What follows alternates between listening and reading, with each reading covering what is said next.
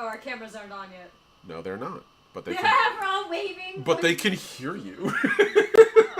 Can you hear this? Yes. Just flap, flap, flap, flap. Still wave if I want to. All right. So that does raise the let's have ourselves a little bit of an audio check thing. So we're going to start first with everyone who isn't in my house, and then we're going to go to Vaughn. So first, Paul, audio check for you, please. Hello there, my name is Paul, aka I'm Sandy20, and this is an audio check for the show. Fantastic. Coming through loud and clear, Paul. Thank you. Next, KO. Hi, I'm K.O. Myers. I'm a freelance podcast producer editor at particulatemedia.com, and I'm on Blue Sky as Jen Vexed. And if my real fancy microphone isn't picking up my voice by now, then I clearly should just quit my day job. Thankfully, it's coming in loud and clear, homie. So sounds like those paychecks can keep coming in. And finally, if we could go with you, JJ. Audio check, please. Hello, everyone. I am JJ. I am eternal sunshine and professional hype woman, and I'm admiring all of my friends' faces and their facial hair. They did a really good job. And yeah, I'm here. All right. Awesome. Thank you, JJ. And then finally, we have, obviously, I can see that I'm fine. I'm coming in good on the meter. So then our next question is going to be, Vaughn, would you be so kind as to do an audio check for me? I love you. A little more, please? Okay. I have to just get closer, right? Yeah. There we go. Does that make it easier? No, that's good, yeah. It was Okay. just more a matter of, like, making sure you're still cut, like, more dialogue so I can get the measure. Fair enough. But we're good. Sounds... Say more about how great I am. Yes. Yeah. Just lost. Okay, you see that right there? That's a full audio check. And very flattering. Thank you. Awesome. So it looks like we're doing good then. Music seems like it's not overly loud. And I think with that, I just need to put in the going... There's like one more going live. I always have a hard time finding it here. Streams. Here we go. Beautiful. All right, cool. I think with that, we're all set to go. Yes, and that's everyone, are. Hold on. Of course, Discord now is like, but what if I lag? And hi, Discord, all you do is send text. It's not that hard. Okay. We're clear. I'm good. I'm logged off of Discord so I can turn my full attention to stream. Awesome. Alrighty then.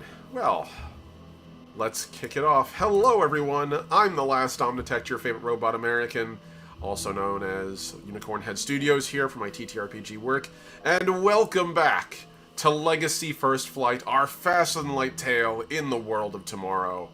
And to everyone who's currently out there, let's just take a quick moment and wave hi to my cast as they all appear one by one on cam. Hopefully. Hopefully. Hold on, I need to go down to the GM layer. There we go, so I can put this out of the way. Beautiful. Awesome. We're all here. Cool. Yes. Great start. Great start. No one disappearing. No one's disappearing yet. So... Give me time. We just all of a sudden, you just see us go Right. down. Like, give me time. Yeah. All right. Oh no! Oh, come back. So, for everyone who's currently out there, all of our incredible players here, who you now see their names and such right on this screen, you can find all of them down in the video description below. Please go give them follows, give them love. If you want to support the channel, please feel free to support me on Patreon. My link is down there as well. Even just following it, I do releases of news and what's coming down the pike on the channel, both this one and my other YouTube channels and content creation. And then finally, we need to take a brief moment to extend a special mention of our incredible friend, K.O. Myers, also known as Jen Vex on Blue Sky, who has been one of our incredible players, and due to circumstances beyond all our control, but not bad ones, he is going to have to be moving on from the stream in pursuit of other tasks and other projects Money. outside of this. Money. Pursuit of money. Yeah, let's just- Trying to be subtle about it, but yeah. Let's be honest, money.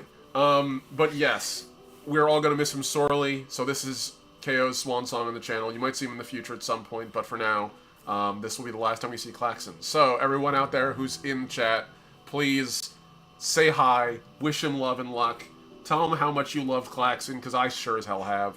And let's get to the stream. Who wants to do a recap? I was not here last time, so I'm gonna. Well, it's your last Let stream, someone so else you're do getting it. full motes no matter what, and plus Yeah, one. I don't think I was here last stream either. Oh boy. Yeah, we were Oh my pretty goodness. short. It was. I know you guys bought a couple planets. That's all I know for sure. Oh, Yeah, we made We leave you alone for 5 minutes and you buy a planet, honestly. I think it really was just JJ and Bond because Lolly You're is not not helping. here. and Lolly.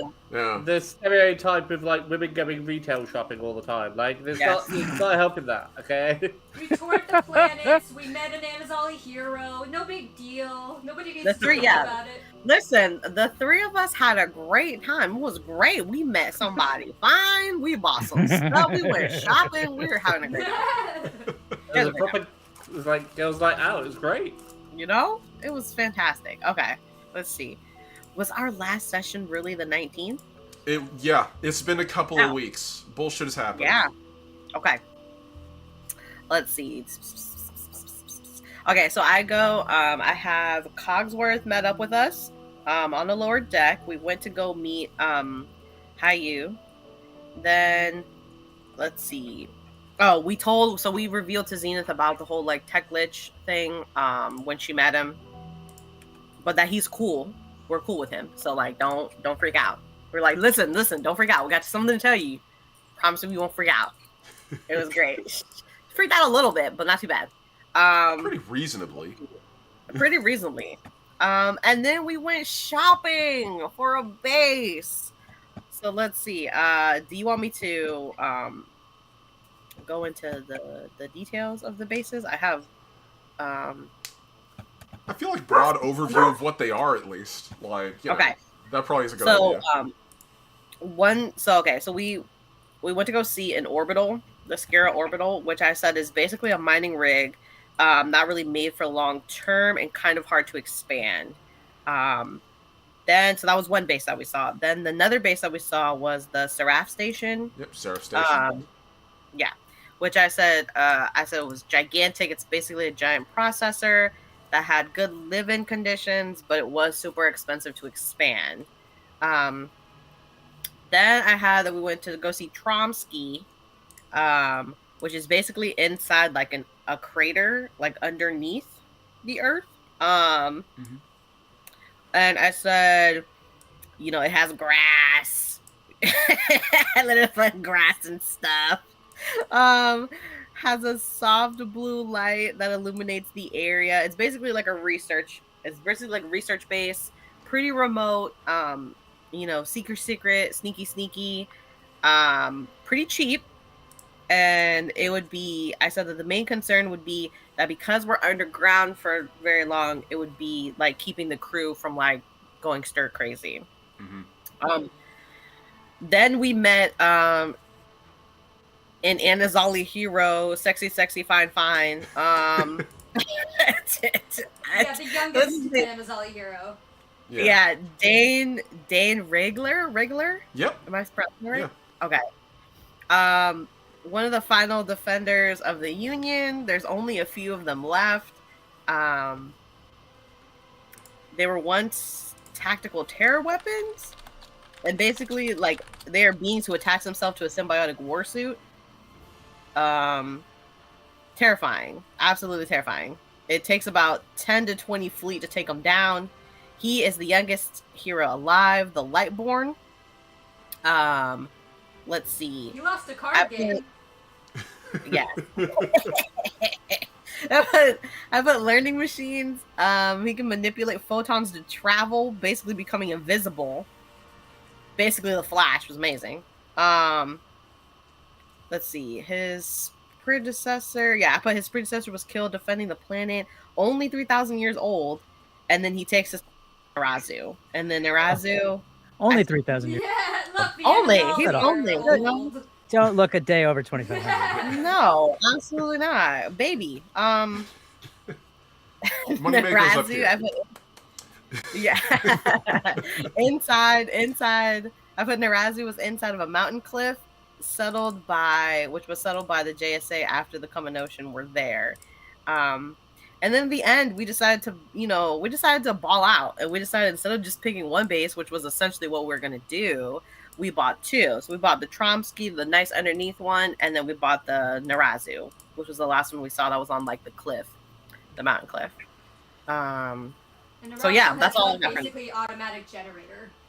No, Yes. Tromsky. Oh, does. Tromsky, sorry. Tromsky has a generator. Narasu just has people on it already. And it's pretty. Yes, it's a planet you And actually it's might got- want to live on.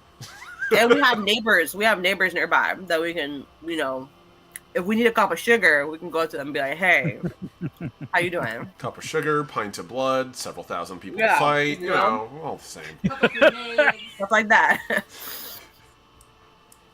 All right, yeah, that's pretty Of the much three it. I of think that's those, what the we blood is, I think, the most disturbing. looked at. I borrow some blood. What are you gonna? Do you really want it back? Can I have it warm? Actually, make a sword out of the iron. At some point when we do Summoner, that'll actually possibly be a question you might ask someone. You've we'll get got there. more blood than you need. You don't need all that blood. Don't be selfish. Don't Yeah, hoard no, all the blood. Share the It's blood. for the okay? community. Our Community, blood. yeah. I mean, The community vision blood is for it, wild. but it's solid. All right, I feel like that's a pretty good recap. Everybody get yourself a moat. Thank you so much, JJ. I appreciate you. Both of you guys were awesome, as always. Much love to our incredible player Lolly, who's not here today. And with that, I figure we'll get right to it. So, as we move on from that, we last left off, actually, I believe, with you guys. I think you were still on Narasu 3. Yeah. I Yes. think. Oh wait, no, you teleported away using your friend To get Horak. yeah, to go to get us Horak, all- who had the license to Narasu, who basically he gave it to you and then broke it and threw it over the edge of a cliff to be like, yeah, that way there's no worries about me having a conflict of interest. That was my whole record of it. That was a personal investment. It's yours now. Good luck. Oh yeah, because he broke his fancy teacup. You right. Yeah. Yeah, and he wasn't too concerned though. That's No, fine. he wasn't. Yeah. He's like, I'm a baller, shot caller. I got like 60. Crazy. Personal goods are surprisingly easy to replicate in a world where you basically have replicators. Yeah. So, with that then, you guys I'm presuming you guys returned back to your ship after that meeting, because I don't think there was anything else you were going to be doing on the JSA homeworld at the time. Saying thank you, probably. I figured you Yeah. did. I think you did, actually. We did. So, if that's the case, then... Just invite them to dinner, you know. So the real question becomes, now that you're We're all... having borrowed blood. Little blood cubes. Oh god, it's like an episode of Good Mythical Morning. So that's a deep cut for any of you GMM fans out there. But yeah, let's see. What are you guys gonna do now? Now that you're back on your ship, and you have 2 planets that you own, and you haven't done anything on either of them. Putting up decorations for Delanray to say welcome to the team while he's doing his thing, so I guess he wouldn't really notice. So I guess that means you'd be heading to Tromsky if you're gonna be setting Delanray up. Yeah. Okay. Yeah, I think Tromsky first. All right. If there is a brochure of available modules, then I'm sure Claxon is probably like holding it with 2 hands and flipping through it and turning pages with one hand and highlighting things with the other. Efficient. Yeah. Look at this. This has a money-back warranty for 30 years. So, if that's the case, then let's teleport over there, and we will, as you guys spacefold to your new base, I will drag all of you onto it, and we'll get ourselves going. So, Is it more like a top sheet or a fitted sheet folding space? I imagine it's probably more like the all the curves and weirdness. I figure it's... that's a hard question. I don't know. You have to ask a science degree person, because I am not a scientist. It's I'm like just a science folding enthusiast. dough. Oh no, I've stumped him on lore. I've stumped him. Okay. You know what? Here's what I'm not going to do. I can promise you what it's not like. It's not like folding a piece of paper and pushing a pencil through it. I can promise you that. Sci-fi's done that to you all enough. That's how you described it to me. Oh my god. So, Tromsky. The world of Tromsky, for two of you who have not been there. The other two of you were, I presume, busy with various tasks. Louis, I figure you were busy, like, probably with the maintenance on your mech. You have had a couple battles lately, just retuning it, making sure things are good.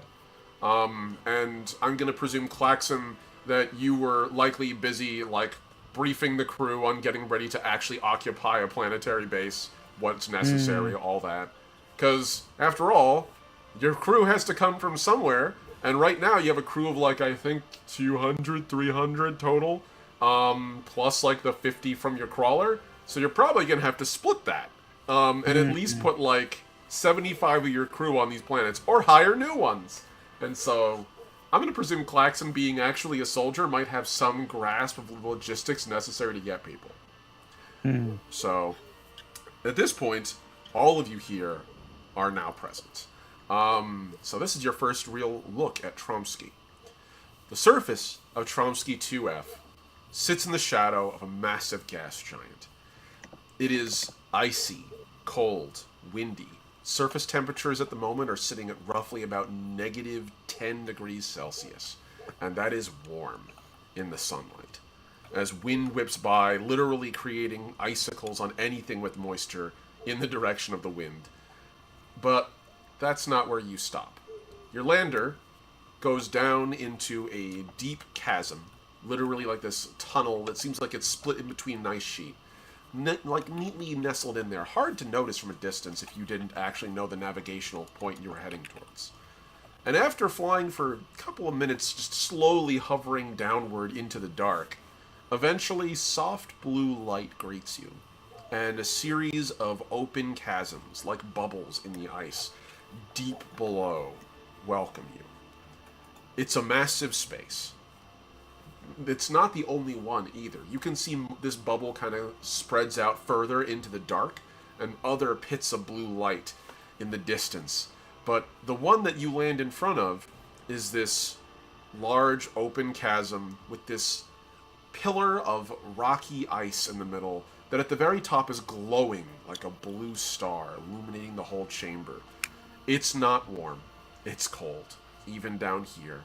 But it's certainly less cold than the surface. Sitting at probably about, like, 50 degrees Fahrenheit. Which I guess that'd be, like, I think that's, like, mid-20s Celsius, if my memory serves. So, you know, manageable temp. And a number of small domes, and small dome-like structures are already present, wired in down here. And when you arrive, there's a couple of crew that have already been sort of down here getting it set up for you, just like a couple of random engineers taking a look around. What do you guys do on the planet as you set foot on the, what is strangely like mossy, grassy terrain beneath your feet? This far down, it seems the light actually can grow plants. Check to make everything's in good condition. Engineering tests and awareness checks. Everybody feel free.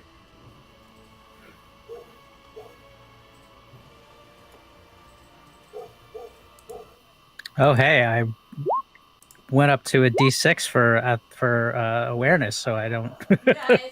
I'm gonna need it for intellect rather. So I get to go D6 plus 1. Indeed, you actually have the skill set. And I rolled a 6, so it blows up. Let's go! Nice. I won't lie, I was so baffled by needing dice, and I apologize for that. What am I rolling? Awareness. Awareness or engineering, your choice, Louis. Oh, That is a total of 11. Okay, so we have an 11. Nice. 17. 17. Very nice. So 11, 17. mine is an 8. Okay.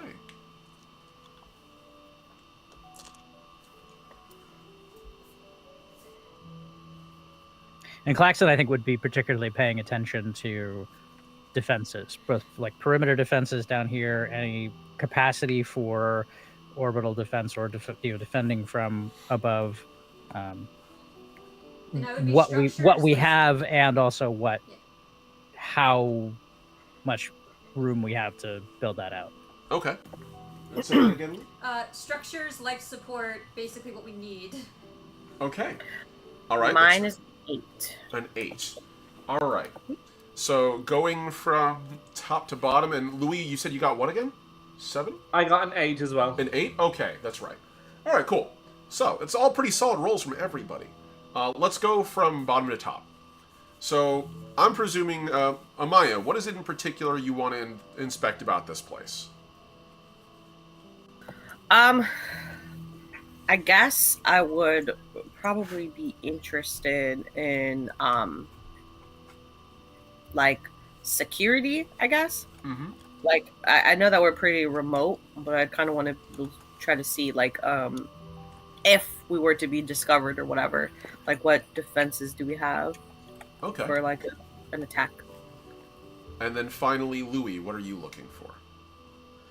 So for me, it'd be like how many people it would take to run it. Like you want to be a part of the onboarding process. How many staff do we need to put it to max efficiency? How many staff can we afford? What type of staff do we need? Okay. You know, any specialty areas, that sort of thing. How many people can he promote? Yeah, I'm a big fan of promoting. Like, there's going to be a very big hierarchical structure. There's going to be a lot of middle management, but we're going to make it work. I can just imagine the interior of these things are all plastered with hang in there posters. Leadership. Staring into the distance. Just like, you cat, do it. And it's just a cat with thumbs up. Yeah. All right. So we'll start with first. We'll start with you, Louis. So you're pretty smart, and you're actually you're pretty aware as well. Like your character is very good at picking up space and spatial awareness. Just part and parcel of being a sylph. And so bounding through the structure, it's not that big. Like this place is probably as big as a small community college campus. So like, it's still like a huge structure compared to like being trapped on a ship. We don't have those in England. Could you use a different form of measurement? Okay, fair. Let's see. It's like a library, basically. Okay, yeah, with that, yeah. Yeah, like it's a sort of a sprawling library kind of scale thing. It's less than like the whole thing could fit into a square kilometer of space, more or less. But you have plenty more territory. The actual structure itself takes up very little room in the chasm-like space you're in. And when you actually factor in the number of like buildings and structures and how much you would need to actually like reasonably populate this so it doesn't fall into disrepair, 25 people. That's the minimum. Like that's a skeleton crew that'll actually function. If you put in anything less than that, you're turning systems off. You're basically like, you might have people here, but they're not really able to utilize the space. So 25 people and you'll be good. The entirety of the space is actually 2 kilometers. There's a 2-kilometer circumference bubble of glass, basically. Or really, I should say, of super dense ice that you guys are in. Think of Tromsky's territory as like a giant igloo. But as opposed to building it above ground, you've buried it way under and carved it out of solid ice. Same idea. So yeah, 25 people to... You could theoretically fit to probably 400 people in this place if you were to build it out with a bunch of crew modules and stuff. So next, we'll go over to Amaya. Amaya, and technically Claxon as well. We'll start with Amaya since you're both asking the same question from different angles. For you, Amaya, in terms of security, this place is actually pretty good. Just to like a bare minimum look at a glance. First off, the planet is very inhospitable above. So it's not like anyone can casually settle here. They need to build structures, they need to warm themselves. It's not like you're going to confuse them for neighbors. There's no other settlements on this planet as far as you're concerned. As far as you know. And no one's going to be able to traverse around it easily without probably being spotted from orbit. That's 1. For 2, getting down here is not easy. You guys are basically accessing this place through the planetary like outpost equivalent of the bat cave behind the waterfall, you have to know what fissure to descend your craft into and where to go.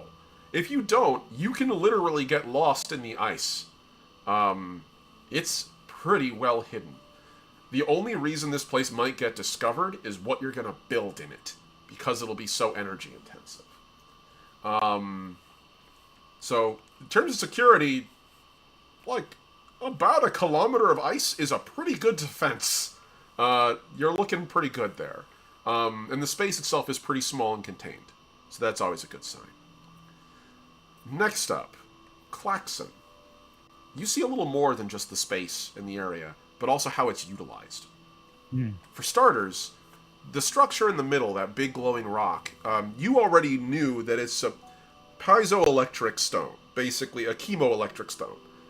Because of this planet's volcanics, like, the magma naturally generates a powerful electric charge, and when it solidifies, it basically becomes a naturally occurring generator. Which, that's what the settlement is powered by. They don't even have, like, on-site generators. They all just plug into this stone, and they use its natural electrical current to run everything, and it does pretty good. You have a planet-sized battery, basically. It's just whether you regionally tap out its current power and how long it takes to recharge. But, besides the fact that you have free power on tap, so you're not going to have to worry about losing electricity likely anytime soon. On top of that, you have 1 kilometer of ice to your base's properties, because your roll is high enough for me to metagame this and talk about it directly. You have a defense of 8 and an armor of 25. Bases normally don't have a defense at all, because it's a fucking building on the ground. It's not like it's dodging. But because you guys are buried so deep under the ice and so hidden, this base has a legitimate defense value. They need to target you perfectly to hit you. So it's very easy for people to miss. And even when they do, I again bring your attention to the armor value of this base. 25 is pretty ludicrous. That's really nuts. They will need to planet crack this place to get at you. They need to bring weaponry designed to pound the surface of a planet into dust to reach you guys. It's not indestructible. You can still theoretically be invaded if they know where to go. Like, theoretically, this place is vulnerable to, like, security risk if someone discovers it. But, like, from an orbit, like a passing, like, pirate or something, if they somehow find you, they're not gonna get you. It's very unlikely. It would take a very concerted effort. The final little detail I'll mention that's also nice icing on the cake right now is the fact that Tromsky actually is very secretive. Because of where it's hidden, it's far more likely that people will just fly by this rocky ice ball and not even know you're here. You have no surface presence at all. No solar cells, no comm arrays. Most planetary outposts are on the planet. You're under it. So, yeah, all in all, like, if you wanted a perfect hole to bury a secret in, you're standing in it. Finally, Lee. So, you specifically were concerned with, one more time? So basically structure integrity, generators, and resources like life support, things that we may need in an emergency. Cool. So, life support is easy. The planet has a breathable atmosphere, and it's safe to breathe. Thankfully, that's because the planet's ice layer that you're underneath is its atmosphere.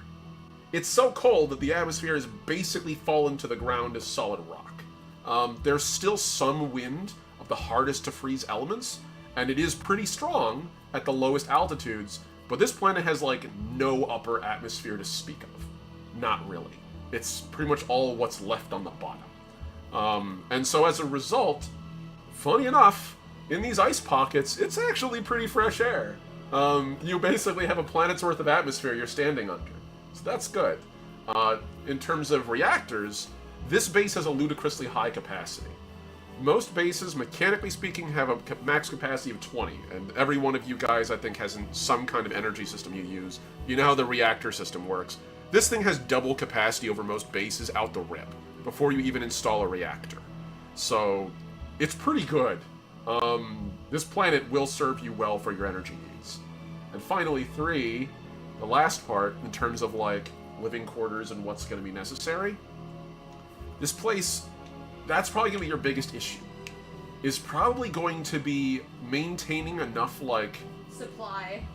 Not just supplies, like, you will need external supplies. This planet has, like, a space where things can grow, but it's hardly what I'd call, like, a breadbasket colony. You'll probably need to import, like, foodstuffs and supplies from elsewhere, but also on top of that, crewing this place. Not because this space doesn't have all the needs in space to put people in, but because, as Kushataka descends the ramp behind you, pushing a gurney which has this strange box-like device on it, with a small, very familiar shining white orb on it, you realize it's going to take a lot of space to build what Delon Ray is going to build. And it's going to basically, mechanically speaking, take up a third of this base immediately. So, plan your logistics out carefully down here. You can easily run out of space. You can expand it. There are other ice pockets to expand Tromsky into, and you can just literally build onto them, and just build a network to connect them. But, it's a start. So, now that as you all are sort of like looking around, eventually Kushataka, like I said, comes down, pushing this little wheeled dolly. Oh my god. And on it is a small computational core, and at the top is a shimmering stone that is what basically Delon Ray's core is. And he looks at all of you and goes, "Alright, so, where do you want me to put this thing?" I'm assuming we already planned that out. Mm-hmm. Okay, yeah, so she'll probably point in the direction or bring it up on her wrist link. Right. Okay. He sort of pushes it through the muck. And, like, the bottom floor, like I said, is very mossy. But it still has a little give to it. There's, like, a slush. Like a permafrost. What, I couldn't install hover, like, anti-grav? You can, but it's expensive. And again, this works fine enough. He sort of just puts it down on the ground and stands and, like, pulls it out and just sort of taps it. Alright, so now what? And you guys hear Delon Ray's voice come over your comms. "Now you all stand back, unless you want to become a part of the structure." And there's a bright flash of light and a stunning flash of heat. The interior temperature in here goes from what would be like 50 degrees Fahrenheit to almost 100 degrees. Very much immediately. And it lasts for like 3 minutes as this bright, shining light fills the chamber as the Stellar Forge begins to assemble something at incredible speed. And as it does, this strange shape takes place. And it slowly takes form in front of you. This almost like 3-pronged kind of tower, reaching around that shining point in the middle. And when you're done, you have this roughly like, I want to say, probably 10-story, like this 3-mirrored 10-story structure around this central pillar. Immediately take up space. Mechanically speaking, this is 3 modules worth. This thing would normally have cost you 250,000 current to build. Delon Ray did it for free because he's a Stellar Forge. So, and he did it in minutes. This is a Stellar Forge. This would normally have taken anywhere from 3 to 9 days with a full construction crew to assemble. So, he basically just flash made it in a minute. Honestly, 9 days to build this is still fantastic. I think it's really good. It'll depend on how We've many... been working on the roads for years right here, so, you know, it's very good. Yeah. Industrial forges are surprisingly effective. And eventually, sitting at the very top of that structure, you can see actually is the little shining, like, orb of Delon Ray, like, hovering above that chemoelectric stone, drawing power directly from it. And in front of you guys, where you're standing, his body seems to form out of nearly nothing. Like, he goes from air to solid glass in front of you. Right. So, the QE comm intercept is complete. I can begin... Done. Thank you. I can begin tapping it at your discretion. However, be advised, when you want me to use it, it will drain power locally a lot. We should probably set up first and plan for crew quality. Indeed.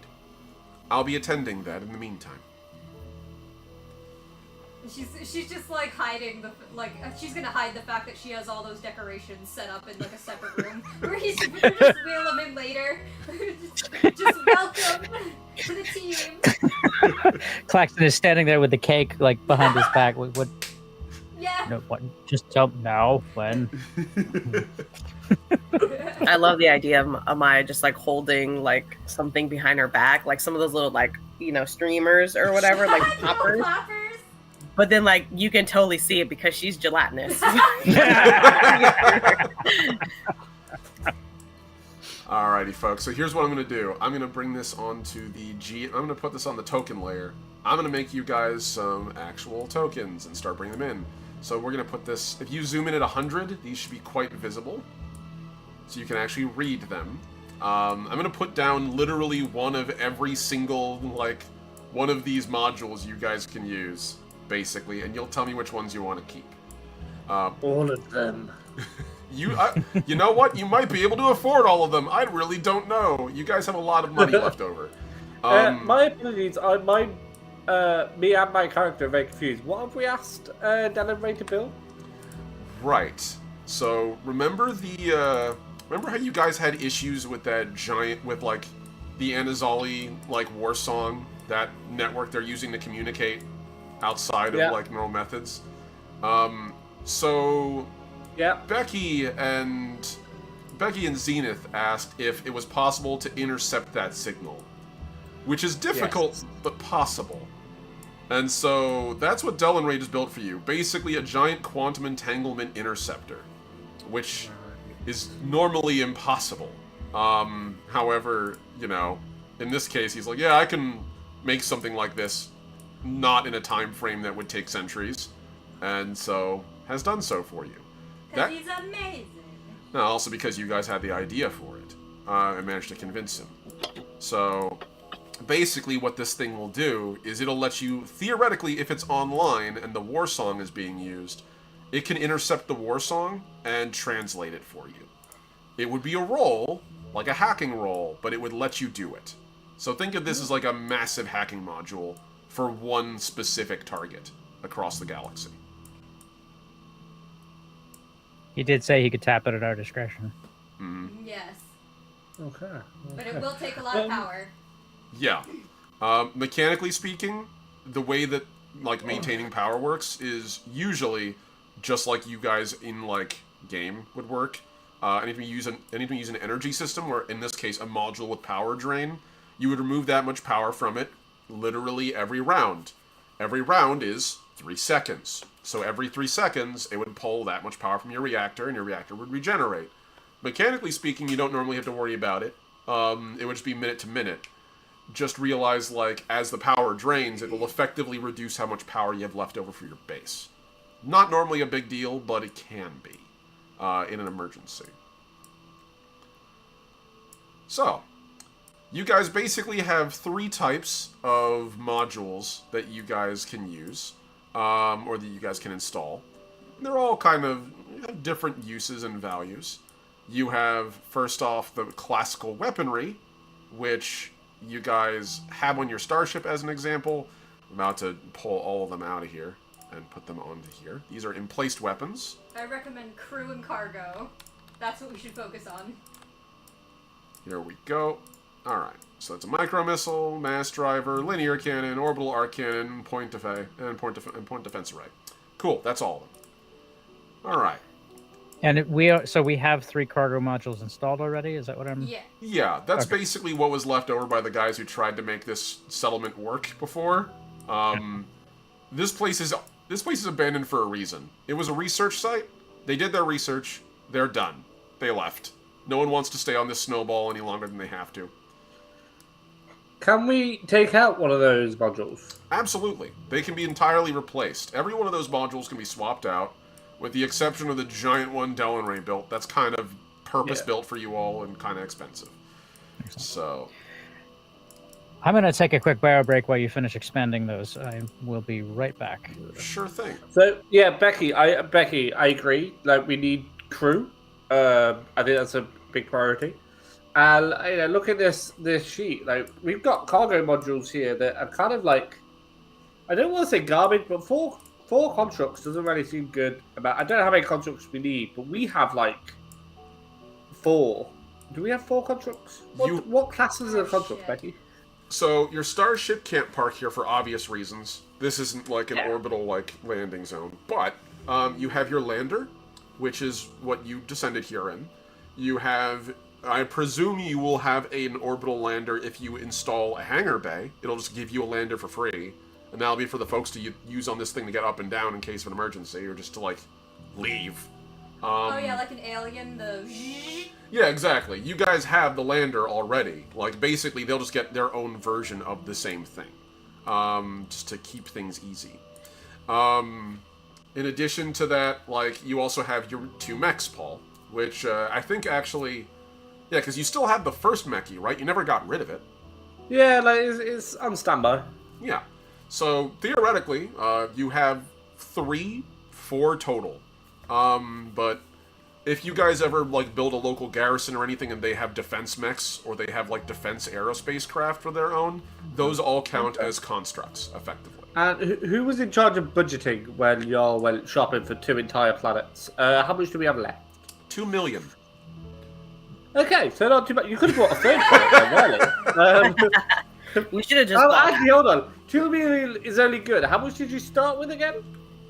10 million. Yeah. We started with 10. We spent 8. But really, we saved 2. Girl math. Yep. Well, yeah, obviously. I mean, yeah, makes sense. Also, on top of that, it doesn't hurt the fact that that's money that you have to spend on building this base. That's not your personal stores. That's the money that was given to you as part of your letter of marque. Mr. DM. Yeah. Okay, so cool. We've got pocket change then. We could, we could buy some things, buy some shoes, or buy some something.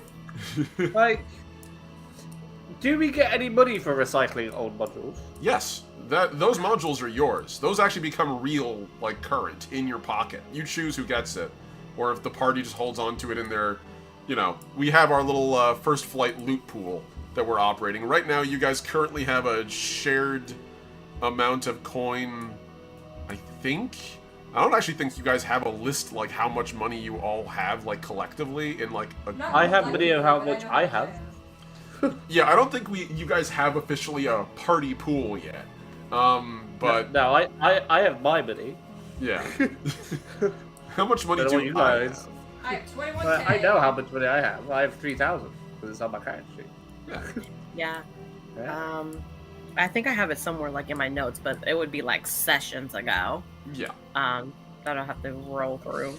Well, what I was reading there, Omni, was these CC4 cargo modules that say 1,000 monies. Yep.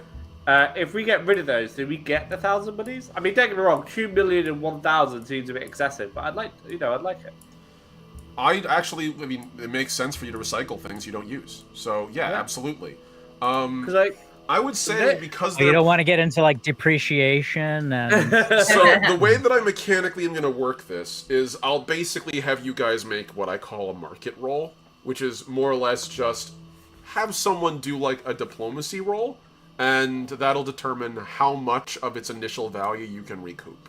So, on average, you'll probably get 3/4 of it back.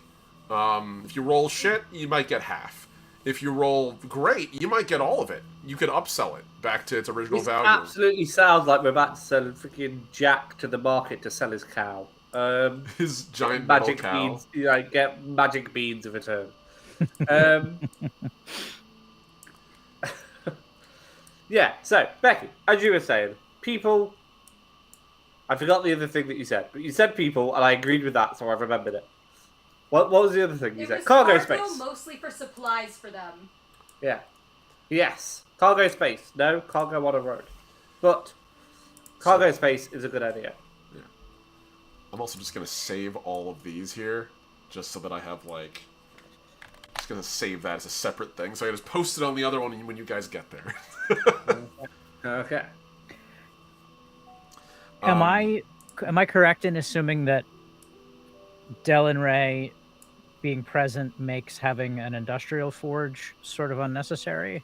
Is he able to keep building us stuff, or is his whole jam now going to be maintaining this comma ray. He actually can continue to build you guys things. He's still a stellar forge. And so, mechanically speaking, the way that it works is you can convince him once per day to build something. It's, you know, it might take a convincing roll to get him to do something bigger than, like, a personal item that you have a license to. But if we're talking, like, modules and stuff, yeah, theoretically, he should be able to build that himself. So an industrial forge array might not be necessary. He basically counts, mechanically speaking, on... I never thought I had to make, like, strategic warfare rules for Delon Ray. But yeah, he basically counts as a forge array himself, with a ludicrously high capacity for repair, and a ludicrously high, like, other thing. Like, all his other stats are, like, insane, but he can only be used once per day. Gotcha. So squad, does anyone think that we need more defensive modules, considering we have a cosmic tuk-tul of ice? How many?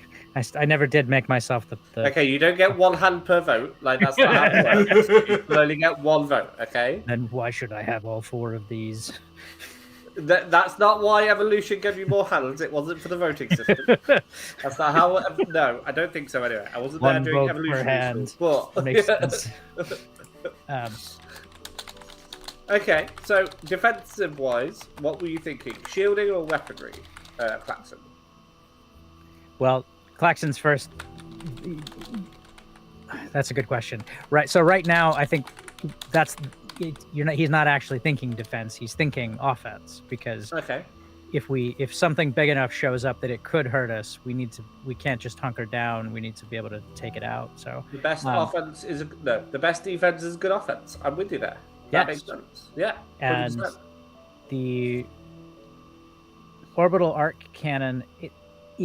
Even though it's in, does that orbital mean that it's in orbit? No. Or does it mean that it hits something in orbit? It means it can strike at targets in orbit. So any modules you install in your base are on your base. So in this case, orbital just denotes the range. And also writing out transorbital actually would have made it too big to fit on one line, and that affected my OCD in a way I didn't expect. So... well then, yeah. So I think we are probably secure enough from a being hidden and being armored standpoint, but we do need to be able to shoot back if something shows up that could be dangerous. What that looks like, unfortunately, the really heavy, the heavier weapons take up more than one module. So I'm just looking at this. There's. Am I missing where module size is? Under notes, it'll say 2. Some of them say 2 modules. Yeah.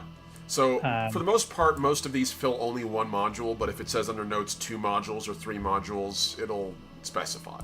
So, the big guns and big stuff tends to take up 2 modules. But usually, if it takes up 2 modules, it's worth it. Yeah.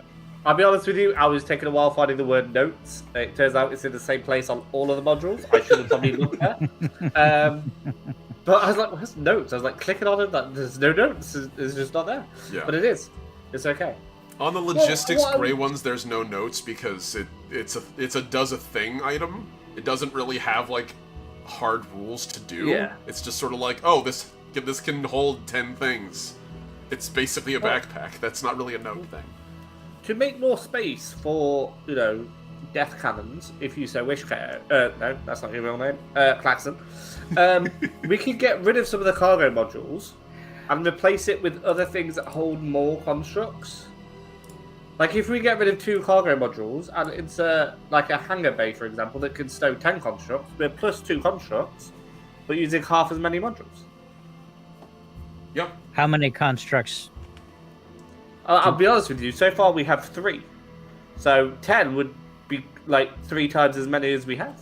And I'm going to just throw in that when you guys buy a hangar bay or a transit system, they at least give you a couple of, like, for the hangar bay, they'll give you a lander for free. Like the same one you guys have, the cheapo one. Bargain. Just throw it in. Yeah, it'll be specific for the settlement. So, like, I'm not going to it's not you guys own it. The settlement uses it. And if you buy the transit system... We own the settlement, so it's us. Well, yes. And if you buy a transit system, they'll also throw in a number of mounts. So like your hover bikes, your little leggy bikes, your wheel bikes, the ones you guys had on Barrel Dine back at the we beginning of the absolutely campaign. need some wheel bikes. I really enjoyed riding those. That was a lot of fun. Yeah. You said the whole place right now though is only like 2 kilometers across. Yeah, it's really more of a matter of like as you guys expand, and also theoretically to explore the surface or do operations on the surface, having transit systems might help. But the hangar bay is right now, unless you're planning on leaving your lander here, is probably the only way they're going to get up and off of this planet if they need to leave in an emergency. So, or even like get food shipments or something. Yeah, so let's do that. Or some downtime. We could just go like biking. Just explore a little bit. We're gonna have some fun. So yeah, if we get rid of like all the cargo modules that are here, and just put in one hangar bay that houses all of our constructs, and we've got loads more modules spare. Yes, and what does that do to our storage capacity for just food? So that's a really cool thing. There's a crew module that we can add, which can shelter and feed 50 personnel. Yep. That's like twice as many personnel as we need. We could do shifts and like holiday time and healthcare benefits. Yes. Does feed account for storing the supplies, or is that? Yes, I don't want to ask too many questions in case it doesn't. You say that. Power through and assume it does. You say that like the man who has mapped out 6 or 7 galactic level civilizations is going to forget the detail of you need ingredients for food and a pantry to put them in. He's playing Yes. Stellaris. Okay. Yeah, you guys are survived- playing Risk in Stellaris at this point. Like, I'm not going to make you guys buy the flour for the bread for the several thousand open up. people you employ. We'll open up a Target next door, right? I understand they sell food in America. Like, it'll be fine. It'll be like a cooperative business where the staff not on shift work at the Target. It'd be great. It's a great system. I've got it all back. Claxon, you say Target, and Claxon pulls out all of his weapons. I'm really pleased I didn't say super drug. I think having supplies on hand for repairs also. I think we need to keep at least one cargo module. Okay. But that's unless that's also something that Del and Ray makes unnecessary, right? No. If you can just go up on the top of the dome and scrape off a little oxygen and then make us.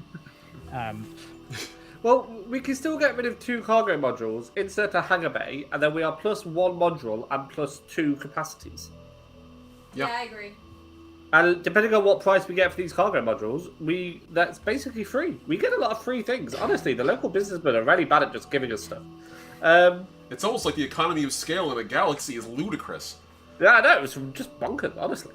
And then we can fit in a crew module for free, sort of space-wise, and then we've still got 3 modules to fit your giant cannon. And the transit system and the Goshawk mass driver, which if we're going to carry a big gun, we might as well carry the biggest. Yeah. Let's do it. Yeah. Makes sense to me. Okay. JJ, do you concur with this decision? Yes, I do. The council agrees. All right, so that is 2 cargo modules marked for sale, and so that's that. I'm going to grab a hangar bay and put that in there, since you guys wanted the hangar bay. I'm going to mark that for purchase, and I'm literally just doing this by like putting color on here. Like it actually is just really convenient to be able to do that. So you guys purchase with green, and you sell with red. So you have 1 hangar bay that's being purchased. You have a transit system that's being purchased. I'm just going to roll that over here. Okay. We have I believe you said an orbital. You're going to leave 1 cargo module. Yeah. Crew module and then the mass driver. Okay, cool. So we can move those. I'll move the cargo module over here. So we have ourselves a crew module, which basically your crew module is like everything someone needs to survive. So when you guys were on Barreldine, like you lived in crew modules. So that includes like, that would be like enough space for like lounging, eating, being comfortable. This is basically a housing and shelter and food for your crew. It's a barracks. Think of it that way. All in one. Yeah. So we have the crew module, and then the orbital arc cannon, which an excellent the mass driver. Oh, that's right. You want the mass driver. So okay, this is where I'm gonna chime in and let you guys think about this, because you want the biggest possible gun. There's actually a good debate which one that is here. Okay. So the Goshhawk has the biggest dice pool initially. It has 3d10 plus 1. It's basically a giant orbital railgun. It's a giant sniper rifle. Super useful. I agree. I think it's a great choice. It isn't the only one though. You also have access to an orbital arc cannon. So the arc cannon has a lower pool of dice initially, but it has the charge 3 rule. The way that works is it fires once per round, but you can basically pay like up to 3 additional times to add its charge value to its damage roll. So theoretically, you can jack that thing up to 4d8 plus 2 in terms of its pool of dice. So it's actually pretty big. They're both pretty nuts. Also, it has Disrupt 3, so anything it hits is basically losing power. And you're going to have a harder time hitting you back. Okay, that sounds more like a deciding factor. Yeah. Yeah, so they're both good. Like, the Goshhawk has a longer orbital range, and it also has crit damage, so if you crit on a hit with it, which you're firing once, and it also has manual, so it fires every other round. But whatever it hits, it's going to hit like a brick. If you crit on it, it will hit really fucking hard. But I like Disrupt. I like them not being able to get us back. And theoretically also, so basically both of these options work for you guys. I genuinely don't mind either way, I just wanted to give you an informed decision. You can also theoretically make both very sneaky. Mass drivers only fire once, so basically, unless, it'll take a couple of rounds before they realize you're shooting up at them from beneath the ice. And an orbital arc cannon from space literally looks like electrical discharge from the planet. At least, until after you fire it a couple more times and they realize, okay, lightning is striking not just twice, but 3 and 4 times. This is getting kind of stupid. Take the antenna down! I swear to God! Yeah. So both of them... No, I agree. The disrupt thing, and I didn't realize that manual meant it only fired every other round. So yes, I also vote for the arc cannon. Okay. To be annoying, the mass driver has twice as much range. So yeah, mechanically speaking, the way that would work is that means that thing can punch at somebody. Both of these can reach orbit. The way I sort of gauge it out is this would be the equivalent of somebody on just entering Earth's or not even entering our planet's orbit. This would be intercepting somebody approaching by the moon. Can I make a roll? Yeah. An engineering roll or maybe a human history roll? I'm not sure because warfare. Yep. To see what the average range is utilized by larger companies? Sure. Okay. Make me this will be a history roll for sure. So intellect in this case, research would be what it would fall under. And if you have any proficiencies with human history, now would be the time. I have a military history discipline, if that makes sense. Yeah, you can absolutely support if you'd like, or lead. Either way, whoever wants to lead it. No, I'll support. My intellect is still only a D6. Okay, so you're gonna have anything in history. You can support as well. So I do have research. No reason why I would know any of this. My D6 blew up again. You should have on this one. How about Becky? Okay, so you're using a 16. Yeah. All right. So the D6 has now blown up a second time. Woo! Yes. Let's go. Let's go. I'm Okay, just that's staring only- at Becky in awe and amazement by how clever she is about this. I was I just wanted a big shooty thing, but that's a really good idea. 13 plus 1 for military history, if you'll let me. So that'll be a 14 in sport. Okay. Having that for support, so that would be 7 plus the 16, so that's a total of 21 right now. And JJ, what you got? I'm gonna take the 4, so I'll do the 6. Okay. With my roll. All right, and that would be divided by 3 because you're the third person to support, so it literally just goes down progressively lower. So that's a further plus 1, so that gets us to 22. Awesome. I don't want to nitpick, but 16 plus 7 is 23. 16 plus 7, 23. You're right, so 24. Gets us with 24. Thank you. So, Now that we're at 24, more than enough. Mechanically speaking, this is the real debate. For, like, huge bastion worlds, where they are frequently assaulted, they will use super heavy weapons like mass drivers, because large fleets will appear at great distance, and with, like, advanced arrays and stuff, they can spot them. They probably won't do that for us, because we're the sneaky sneaks. So... You're far more likely to be stumbled across, is the big thing. For, like, local planetary defense, where it's like, this isn't necessarily a huge bastion, something that, like, can lash out into orbit within, like, a planet's, or in this case, a moon's reasonable, like, sphere, that counts. So, like, most things using, like, the orbital arc cannon or the, like, the, what is it, the linear cannon, those ranges are more what we would consider the standard. The Goshhawk does work, but it requires you have usually other systems to support it, like a long-range scanning system, so you can see enemies at those ranges. So not as common. That or a picket force, so they can call it in and go like, oh hey, there's somebody approaching around the moon. Shoot it. And then you can shoot it. So, like... Message unclear, shoots the moon. Damn it, not again! Exactly. You see that ship? Yes, sir. I don't want to. Yes, sir. Basically. Bye-bye, ship. So, there you go. Like, the mass driver is great at sniping shit at extreme range, but you guys really don't have a lot of the ability to capitalize on it the way other folks would at this location. Okay. If you had a picket fleet, that might be a different story, but you guys don't have, like, an orbital calling out shots over here. Okay. So, yeah, excellent point, Becky. Alright. Okay, so the range is kind of null and void. If it does do more damage, which I think we've agreed it does, yeah, orbital arc cannon. And it's a little bit cheaper. We're saving money, you know? It's Speaking of which, out I of looked... 2 million, saving, 2,000, it's going to be really good. I looked up on my sheet. I have my own currency of 26, almost 27,000. So if I need to buy something myself, I can do it. Nice. All right. So let's see. That's pretty good, and we can just copy that, paste it. I have 3,000. How do you have 27,000?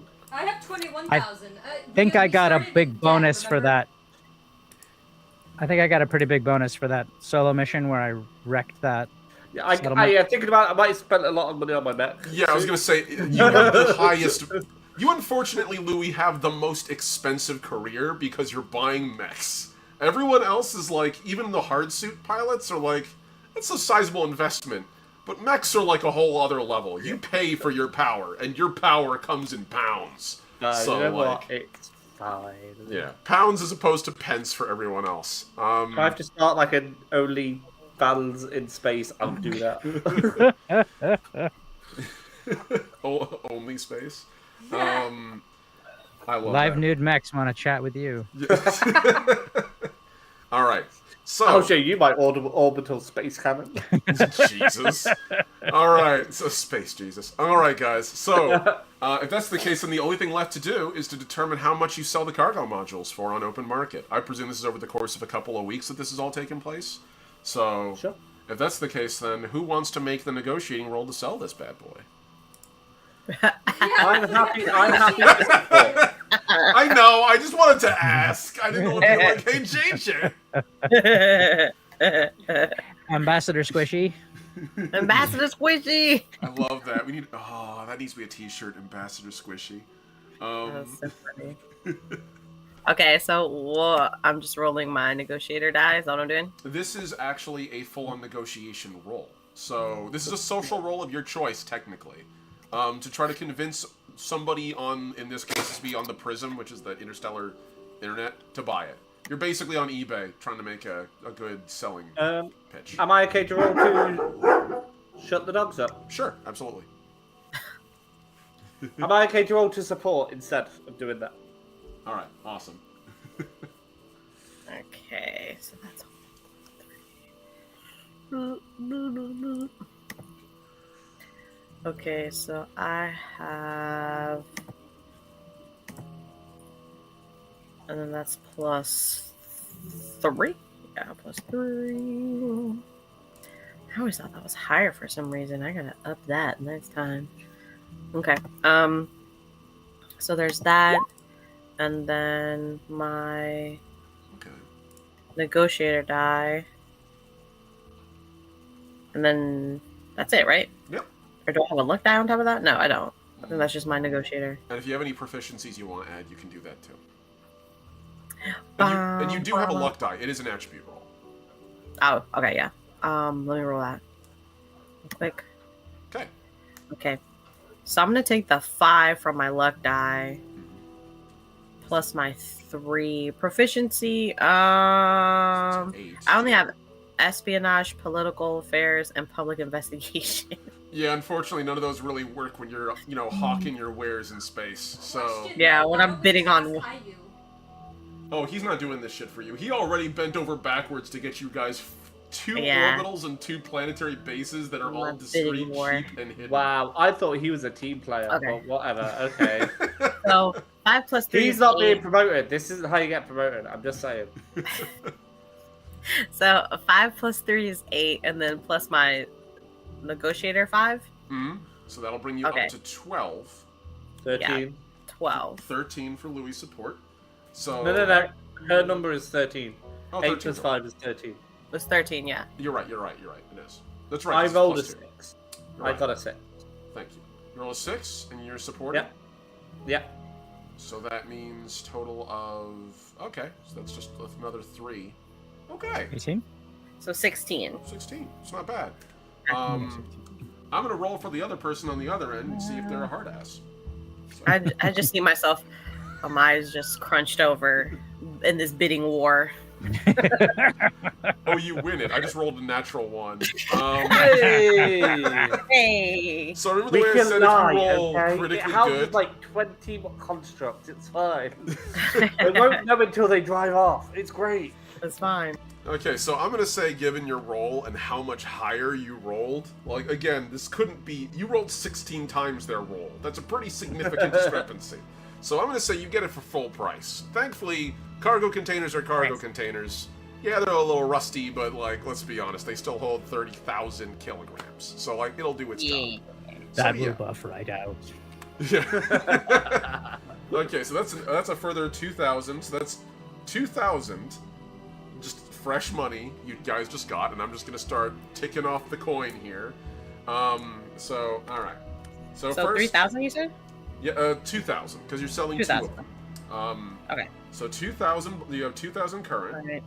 Now the real question is, do you guys want to just hold on to that money yourselves personally, or put it into what you're about to buy for your base? I think we should hold it. Because we have a stipend for the base. Yeah, you still 2 million current for your base. Yeah, that's fine by me. Okay, so I'm just gonna... That's 2 million current for you all to divvy up amongst yourselves. I'm not gonna involve myself in that. 2K. You said 2 million. No, he said 2 million. That's 2K. That's 2K. No, he said 2 million. No. I'm the GM, not my failing memory and my inability to speak. Okay? The day that Wow, there's a philosophical question if I ever heard one. Am I the ship GM? of Theseus that will be my cheese brain by the end of my life is not me. That is what I will become. Me in my 30s is commanding this, not me in my 80s. So, you guys got 2,000 current to play around with however you guys want. That is not for each of you. That is total. Split it up as you will. I'm gonna add this shit up. I'm good. It's 15,550 on me. Thank you. That's really nice. 15,500. Wow, that was a very nice round number. I didn't expect that. It was quite good. I enjoyed that, yeah. 15,550. Perfect. I love it. I love intervals of 50. It's good stuff. Now you just subtract that from the 2 million stipend you guys have, which leaves you with, oh dear, only 1,984,450 current to go. So wait a second. That the 2 million was after we bought the bases? Yes, girl math. Honestly, Girl I'm not math. sure why more people don't invest in bases. Why Like, are we they're even probably working at this point? Why are we not just retiring? So, okay. Because it's for the base building. Yes. We don't keep it. Specifically, if you guys don't spend this 2 million, it will disappear. I see. Okay. What if we just... Okay, one problem at a We time. gotta build How another did you base. get 10 million to spend on bases? And theoretically, We have a sugar daddy. We have a space sugar daddy. You What do have you Oh, mean? okay, yeah. Biggest I won't space ask any more sugar daddy. questions. That'll do. Yeah, you do have you're the biggest space sugar daddy. When you guys became Voyagers and Journeyman Voyagers, you have an entire sector to patrol. So this is them going like, oh yeah, you're gonna need to build an enterprise. This isn't gonna be a 5-person job. They're giving you the money to build the machine. Sorry, they're giving you the money to build the base that'll house the machine that builds the empire that will police this region, basically. You're building a whole thing, and they knew it. This is their seed money. I got a bio break. Oh yeah, we'll do a bio break. That sounds perfect. So, yeah. It's at the 3 o'clock point. Yep, that works for me. So let's do a quick bio break. We'll go on break. So we'll be back in, we'll say 5 minutes, so we can all crack a can and do what we gotta do. And in the meantime, I'll be hanging out here answering questions. So you're good. No. But yeah, that was very well done, everybody. I currently have your remaining stipend inside of the chat, like it's gonna be relevant at this point, but you never know. I'm assuming when we expand this base, we get more modules. Yes, exactly. So basically, whenever you expand a base, I literally just copy the sheet and give you another sheet, and you just keep adding on to it. So many cannons. Now the big thing is your base's infrastructure stays the same. So the way that it works is your damage chart, you get an extra damage chart every time you expand the base because you're literally doubling its size. But in addition to that, you don't get an extra reactor. You only have 1 reactor per base expansion. So in this case, you would have your core initial reactor. So eventually you'll need to build more reactors to power things on the ground. But on this planet, you might not, because it just has a fucking ludicrous reactor. Is that what that 40 is? It's max capacity 40, yeah? Yep. Yeah. That means right now, it means you have 40 you have an energy of 40, just vibing there. And every round, you roll your recovery die, in this case, your reactor recovery die, to see how many you get back. So you can get anywhere from 1 to 12 energy back per round. It's a pretty great base to start. As long as you don't mind living literally underground, like a fucking dwarf from, D&D. As long as you don't mind singing Diggy Diggy Hole all the time, you'll be happy here. Yeah, sounds good to me. And for the record, your establishment stipend continues until you use all of it. But it can only be used for the purpose of expanding your base. Yeah, that's fair. That's fair. So theoretically, if you guys want to build extra stuff in the future, you can. Hello? Did my internet go or did Omni's internet go? Hello? What? We can hear you. Oh, And good. see you. Hello. Hello. Cool. Alright. Can you hear and see us? Yeah, I can. You all just froze for a second, but then you came back, so it's fine. Okay. I think my dog walked in front of my Did I miss room. something? No, it's on my end. Don't worry. Although your camera has frozen. Oh boy. Alright. Oh no, it's fine. It's fine. It's fixed itself. You're good. I threatened it. you stared at it, please. Yeah. Hold on, I've lost the dog. Darcy, where are you? Oh, you're on the sofa. Good girl. You're okay. You're fine.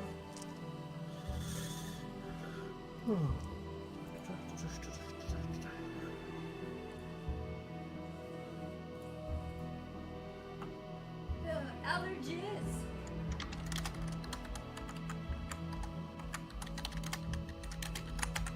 Say again? Allergies. Oh. It's Sneaky. It is.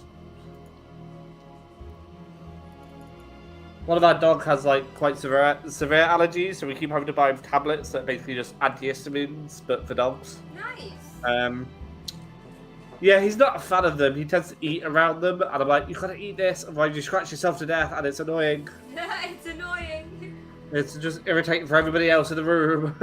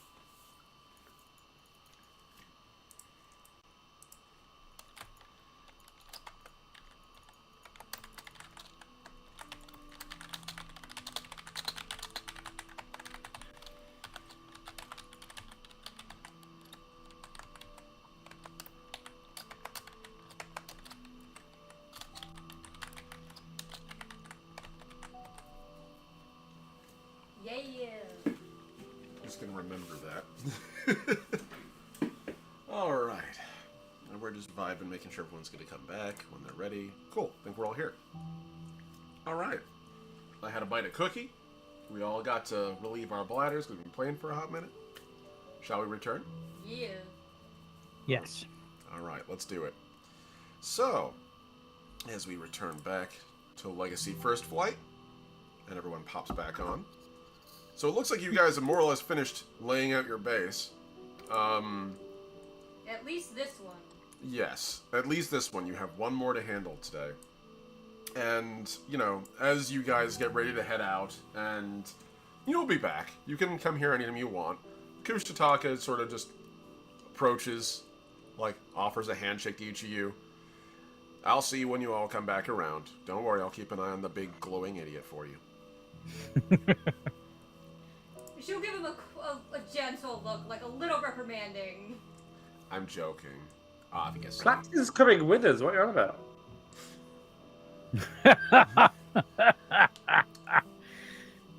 This is human ribbing. Perhaps Vaguely. I will. Vaguely enough, I suppose. No, don't worry. I'll keep Del and Ray not in check, but I'll make sure we work on this as best we can. If you need anything hacked, you can always send it my way. I'll do my best. We'll have plenty of computer power to spare. And, other than that...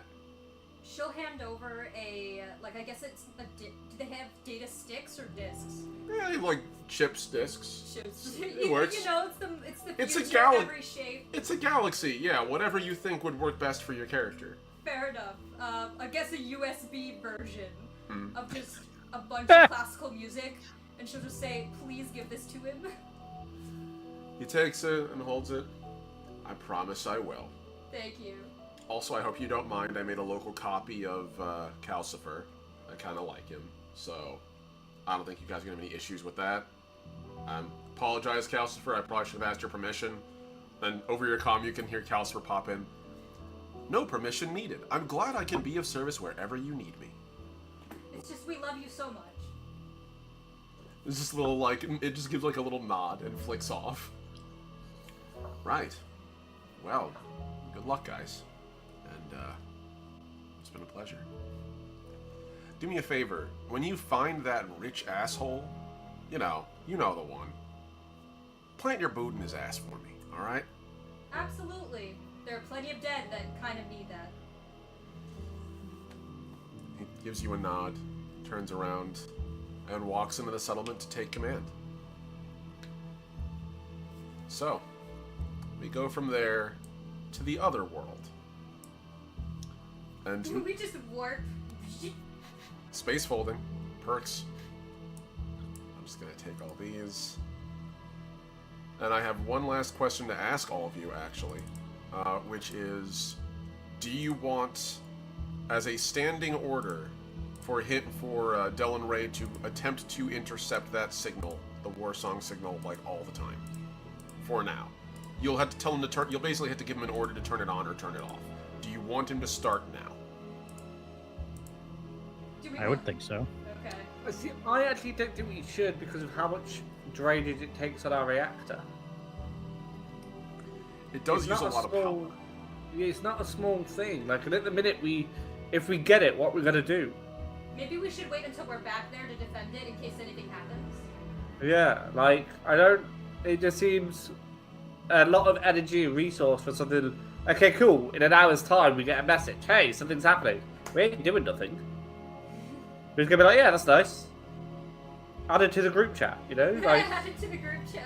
I think that depends a little bit on what the message, like what's happening, doesn't it? Like if it's their entire fleet is moving against a system, well, but if it's, we're dropping an incursion here, like the folks who blew up the hangar on the planet whose name has escaped me, like that might be something we could. Well, I wouldn't then recognize it anyway, to be honest. So that's absolutely fine. Yeah. It's a random McDonald's order, Yeah. You see, if it's a just eat order, we're not gonna what are we gonna do about that? Like, intercept their freaking Burger King? It's not gonna work. I do think it's really funny, the idea of dredging up this ancient, incredibly powerful Anazali means of instantaneous mind syncing and using it to order fast food. That's really fucking funny to me. You know, that's an intergalactic DoorDash, you know? Like, Ask them if they're still doing hash browns. Just the one guy at the table is like, yeah, I'll take a fry. And just immediately seizes up, I want 60 Big Macs! And yeah, he wants 60 Big Macs. Right. Yes. I think Bond. You just texted, but okay.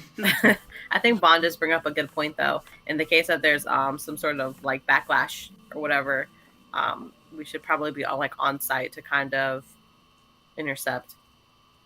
Okay. I kind of agree with that. All right. Unless we want to, like, I'm happy to leave Arla. Just thought, you know, power users might be something we could think about. how long would that take, Omni, like above table? Like if Delaware were to run it, how long would it be? Like, I don't know. Mechanically speaking, the way that it works is effectively it's trying to home in on that signal, and when it does finally interpret that signal, it'll start delivering data. But it's kind of like trying to hack into someone's computer past a firewall. You don't know how lucky you're going to get. Like, right. DDoS can be really, really unsustainable, and it can also be really successful. So if their password is like, you know, 1, 2, 3, 4, I think we'll get in pretty quickly. But anything more complicated than that, it could take us a while. It'll also just depend on if it's being used. The war song can be turned on and off. Yeah. So, like, it's entirely possible you guys might turn it on and just, like, nothing for days. I've absolutely no idea if you can hack a computer that isn't on, but it doesn't sound like something you should be able to do. In this case, it isn't a computer, but a broadcast. I know, yeah. So, yeah. But, like, more or less. So, if I'm being real with you, JJ, I would say, mechanically speaking, I would roll a die, and I will determine how many weeks in-game it will take for it to link up. But it will take that long. Now, when you have that signal, when it finally cracks it, you can turn it on and literally read it. Just like someone catching AM/FM radio on your own car radio. Yeah. Would it be possible, like, if we were to go about the galaxy doing what we do, and we were to encounter more of them while the war song was actively playing, would that increase? Like, could we then be like, get it now, because doesn't he still have, like, don't we still have the little helmet or whatever? So would Dylan Ray theoretically be able to, like, then start hacking it then? Like, you know how, like, in movies where, like, the hacker, he sets up a trap, and then once the bad guy falls into the hacker trap, then the hacker's like, he's doing it, and then they do the and then get the bad guy. So, like, that's what I'm saying. I keep him on the phone. In the movie, JJ, it's like I'm there. We could technically set up bait on our second base. Theoretically, you wouldn't even need to do that. But, like, I mean, it's possible, but, like, I agree with what JJ's saying. It's very doable. You have still quantum entanglement communications back at the settlement. Nothing's stopping you from going like, hey, something crazy's happening, try to tune in. Yeah, okay. Now, that's what I'm thinking is... The helmet, you guys getting that and figuring it out is the only reason he could build this in the first place. Right. He's basically built a really big one-way helmet communicator that's meant to interpret what would normally be a human brain, or like, you know, someone's brain's worth of data. But theoretically, you could do that. You could have him on standby and be like, "Hey, fire it up," and it would probably improve the likelihood. That's what I'm thinking is our best option. Yeah. Agreed. Okay, so just sort of on standby to fire it up in case of an emergency. And she'll be sending him messages like, are you adjusting well? Are you doing okay? Yeah. Every couple weeks. The usual mom checkups. Yeah. That's fair. Okay. But are you eating? Are you staying hydrated? Do you need anything sent to you, you know? Alright, if that's the case, I'm just going to take this little note here and set this up. You guys will be good, so that's 1. Here we go. So that's going to be... This is for Tromsky. Tromsky to F. I see the notes. Yep. And this is going to be secret research base.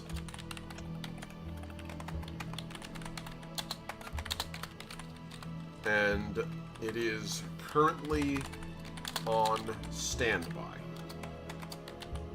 So they'll probably be getting themselves set up over the next couple of weeks, waiting for you guys to put in the order.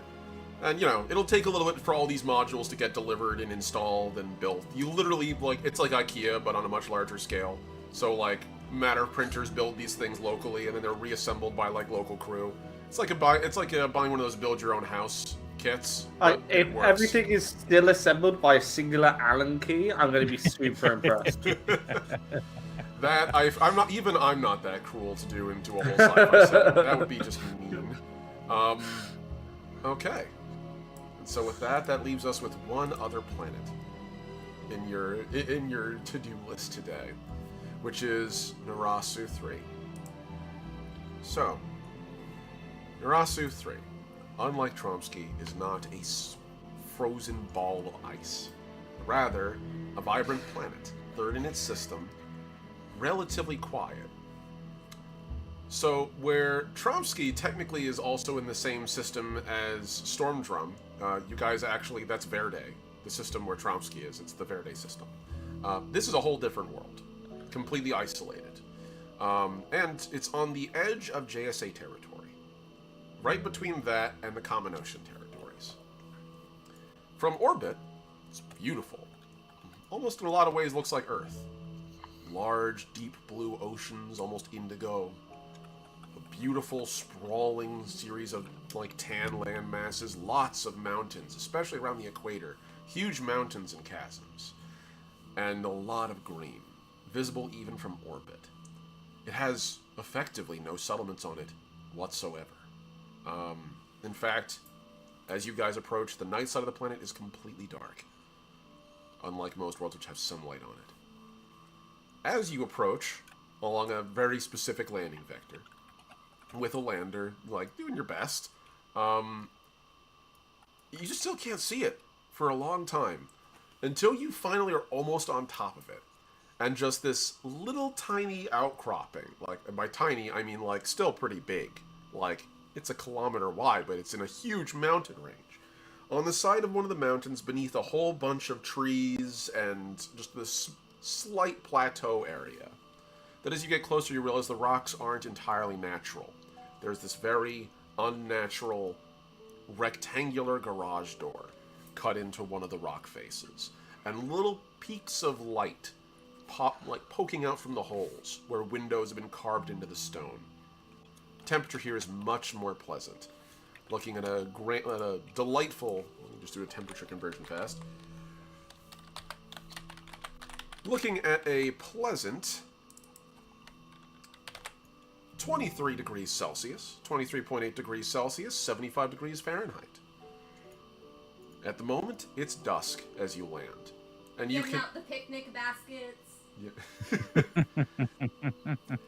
And as you're landing, you actually see someone sitting outside of the garage. A Shrikesh figure, actually.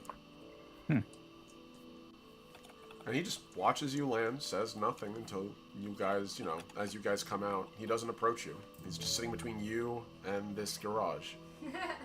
Hi. You actually see... Yes, she does. Just it's like the welcome party, man. Like, It's fair. Shrikesh figure. As you wave, this figure slowly rises up, and as he stands a little taller, you can actually see that... Is that our poet? No, it is Okay. not actually. It's decidedly not a poet, but I hear where you're coming from on that. Just gonna close these. Beer is taken. Yeah. As you guys see this character sort of standing up, this is this large Shrikesh figure wearing heavy leather kind of armor. It's very much like homemade, kind of like strapped together, and this Torre would love you. very similar clothing as far as you can tell. Yeah, because I remember the leather straps you were talking about. Yep, very much the same sort of aesthetic as that. Here we go. So, wearing this like very heavy kind of leather and like canvas clothing, and this big black metal helm, like this square of steel. and slowly stands up. He has a pack on his backpack filled with supplies, and on his arms he has 2 punching blades that are retractable. They're currently retracted. They're not out. And 2 pistols at his side. He slowly walks over towards you. So, are you the new residents here? That's us. Yes, we I are. mean, yeah. Becky will hand over a picnic basket. Food? You look at it and look back at you. It depends who's giving it. Who Becky. are you? Becky is. That would be so bad. Becky. That's Becky. I am Klaxon Skorla Shathalak, and these are my companions. Becky, Louis, Amaya, and Zenith, who is in the background somewhere. She's like, I don't want to deal with this. Zenith, currently back on the ship doing a thing. Asterisk, whatever that thing is, we'll find out tomorrow. Or next session. Klaxon, what's going on giving people real names? Like, what if he's gonna, like, write us down or something? Like, okay, yeah. I have a feeling that if he's already here, he can probably get that information pretty easily too. Well, Literally holds out his hand and sort of 50-50s it. We are not part of some larger thing. We are simply Narasans. The last residents of this base were not particularly welcome here. So my real question is, are you JSA or not? No. oh, No. no. Maybe that should have been your first question, because you scared the living jeebs out of us, man. Like, God, look how badass you are. Look at this. You've got like 17 weapons strapped to you. What is everything? We brought cake and apples. It's like, And what was that? most No, people- we're not JLA. And who Oh. are you? Well, that's Yeah. Becky, right? He holds his hands out.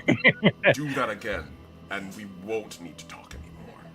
We are Voyagers, and we are intending to make this place a Base.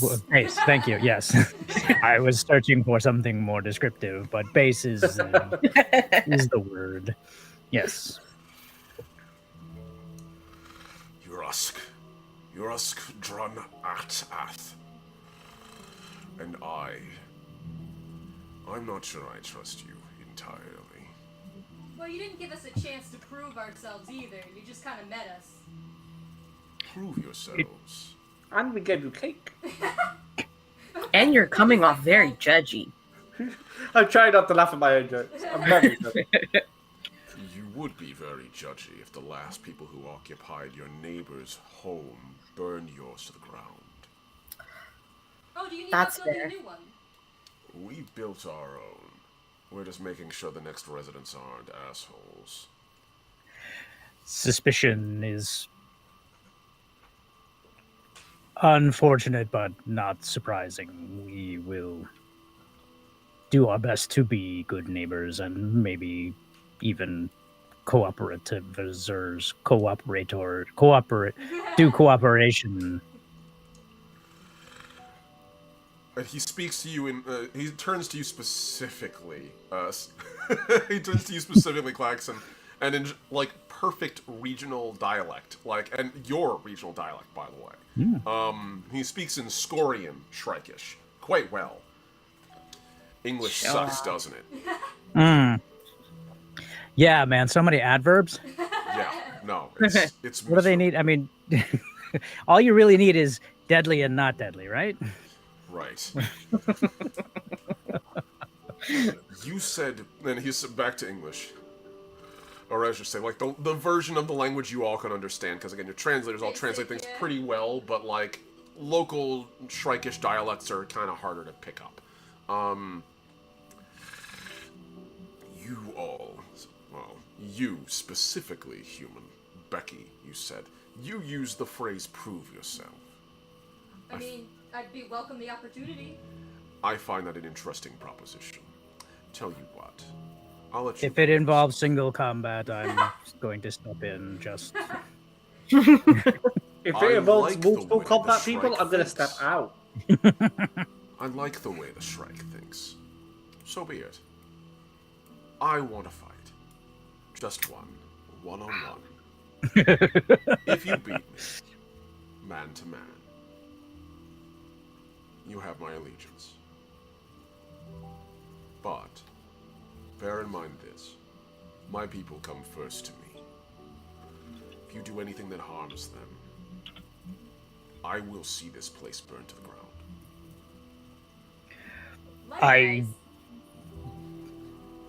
I don't think we need your allegiance. We really just need you to give us a chance to not be assholes.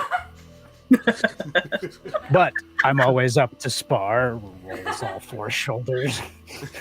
Becky will set up on the sidelines like the picnic blanket already, just picking out. She's got Hey, what did snacks. you do that? She's laying out a full picnic of snacks for when they're done. Yeah, like Ashley or Maya, like the origami like buffet, because that's what they like, right?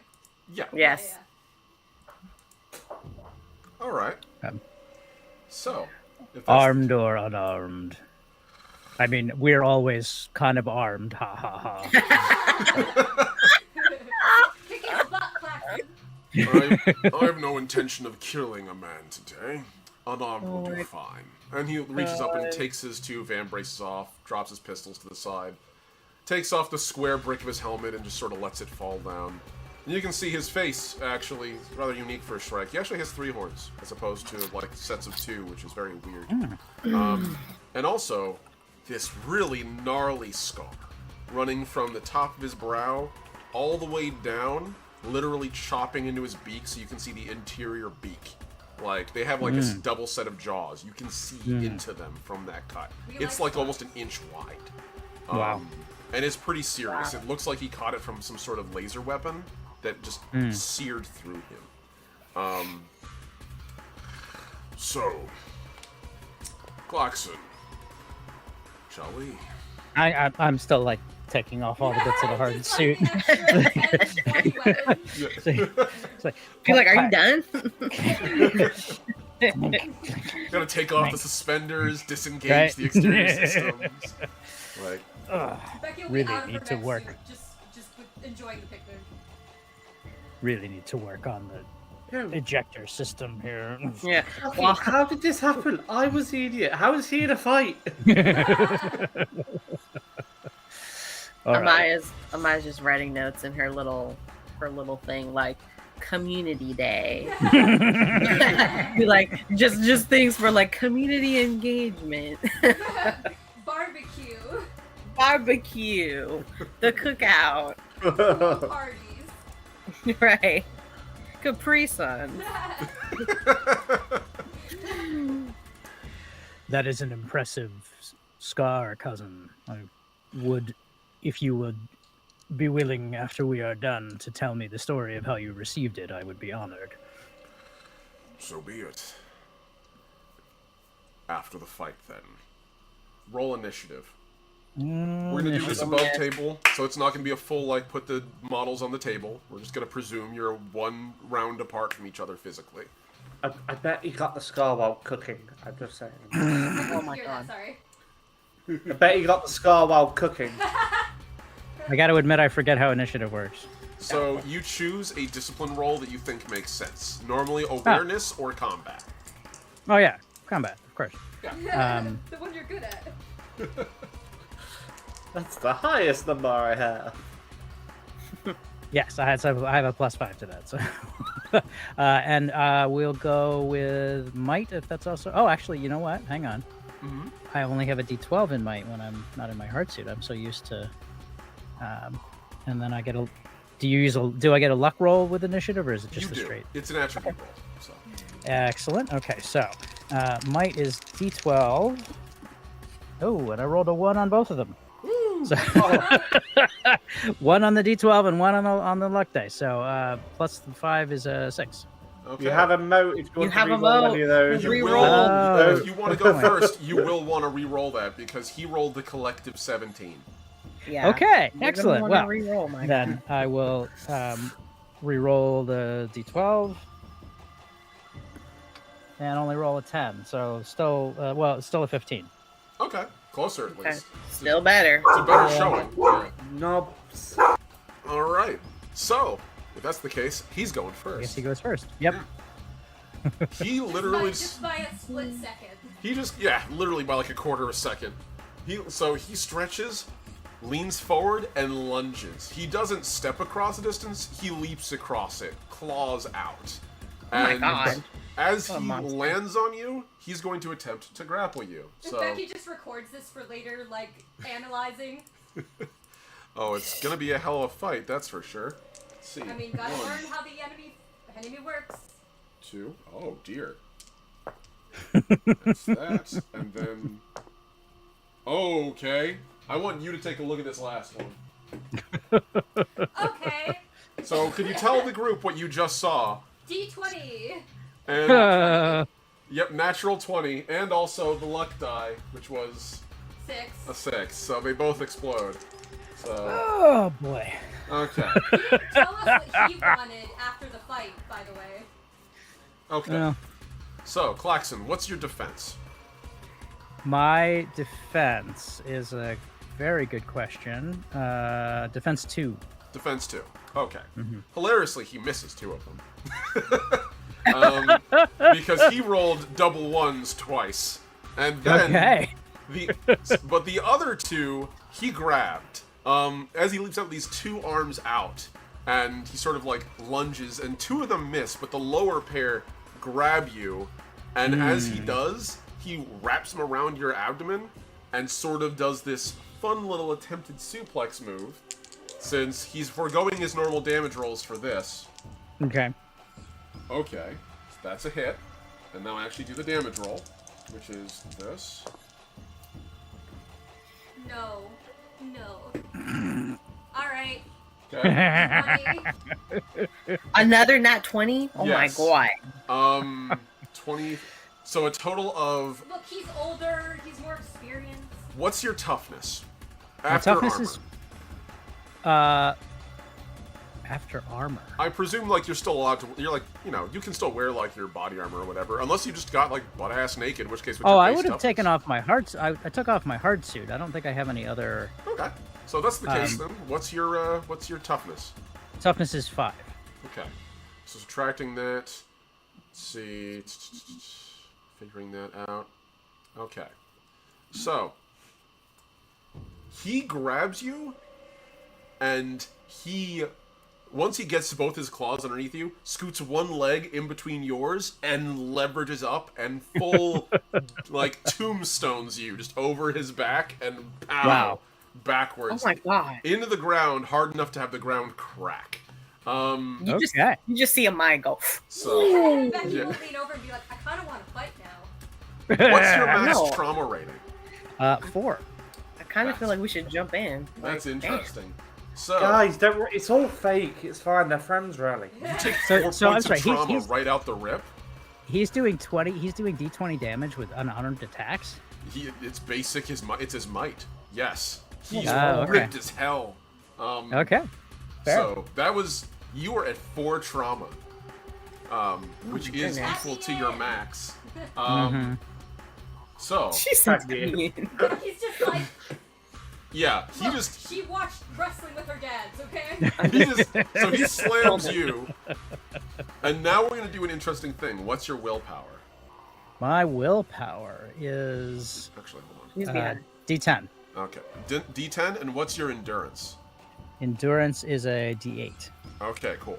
So first, you're gonna need to take an endurance check for me to stay conscious, because you're at Okay. max. Oh my god. All right. Because he got I really was gonna put a lucky. bet on this side, but I might not now. That is it. Ooh, that's cocked. Hold on.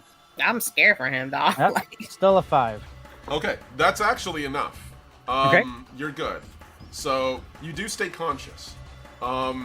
You're now able to fight as per normal. However, be aware you're at a -4 because of your current trauma. It will wear off after this fight as it's non-lethal. So, I see. Okay. he's not trying to fucking kill you, though. That DDT sure as hell's not helping. No, I'm sure. All right. Well then, let's. he's slammed me to the ground, but he's got his lower arms wrapped around me. I want to do like a double forearm strike on just other side of his head, just like Okay. pincer. So that's combat. I get a +5, and I'm using might, so that's a D12. Yep. And that's an 11. Oh, that So- hits. That actually Excellent. hits. Okay. So and then I'm rolling might for the damage. Correct. Okay, so that's D12, and it's only 2. Yeah, let me use another. I've got a second mode. Can I reroll the damage dice with that? Yes, you can. Modes can be used to reroll any attribute roll or damage roll. And what about the Okay. luck die? You do get a luck die as well. It is an attribute. Oh, for the Yep. for the damage. Okay. Yep, for damage. It's a might attribute roll to roll damage normally. Okay. Well, then let me see what I rolled on the. Okay, so, and with a moat, I only reroll. I can either reroll the luck or the. No, you reroll the attribute? whole roll. Re- The whole roll thing the- gets okay. rerolled. It's okay, guys. We'll learn the rules of this eventually. That's an 11. Much better. Much better. Okay, that's your damage roll? Yes. Let's see. Okay. So, I'm gonna roll over here very fast. Do an RKO! Okay. So, describe your attack for me, if you may. So I'm picturing, yeah, he has lifted me over his, so he kind of would have lifted me over his shoulder and slammed me back down. So I would sort of be on top of him, Yeah. and so I guess I would be more. I probably would have ended up on my back behind him, Mhm. right? So Yeah, if he's he kind of still, like, wrapped on you, like, grappled. He kind of slammed you and then rolled on top of you, so he's still sort of on top of you. Like, So yeah, so I wanna take like both forearms and just smash him between his head between them. Sherlock Holmes yeah. it. Yeah, exactly. Discombobulate. You strike his skull pretty much dead on, and you can feel the energy transfer through the bone. Like, there's a little, like, ripple along the flesh where the impact happens, and his hands just go up to grab his skull, and it sort of, like, reels back. I believe you have one extra set of attacks because you're a Shrike. So, Oh yeah, okay, fair. yeah. Technically, you have then 4 I'll- attacks because you have each hand once, but you use 2 for that maneuver, so you have 2 left. Okay. Well then this will be like he raises. I'll just 2 body shots with the body blows with the lower arms. That's a 17 to hit and an 11 to hit. No, sorry, that's a 9, a 14 to hit. So 17 and 14. Both hit. Both definitely Excellent. hit. Roll damage. Okay. He's sprier than you, but, like, not that spry. 9 damage and the luck die explodes on that one. Ooh. So that's 9 damage and 11 damage, so 20 total.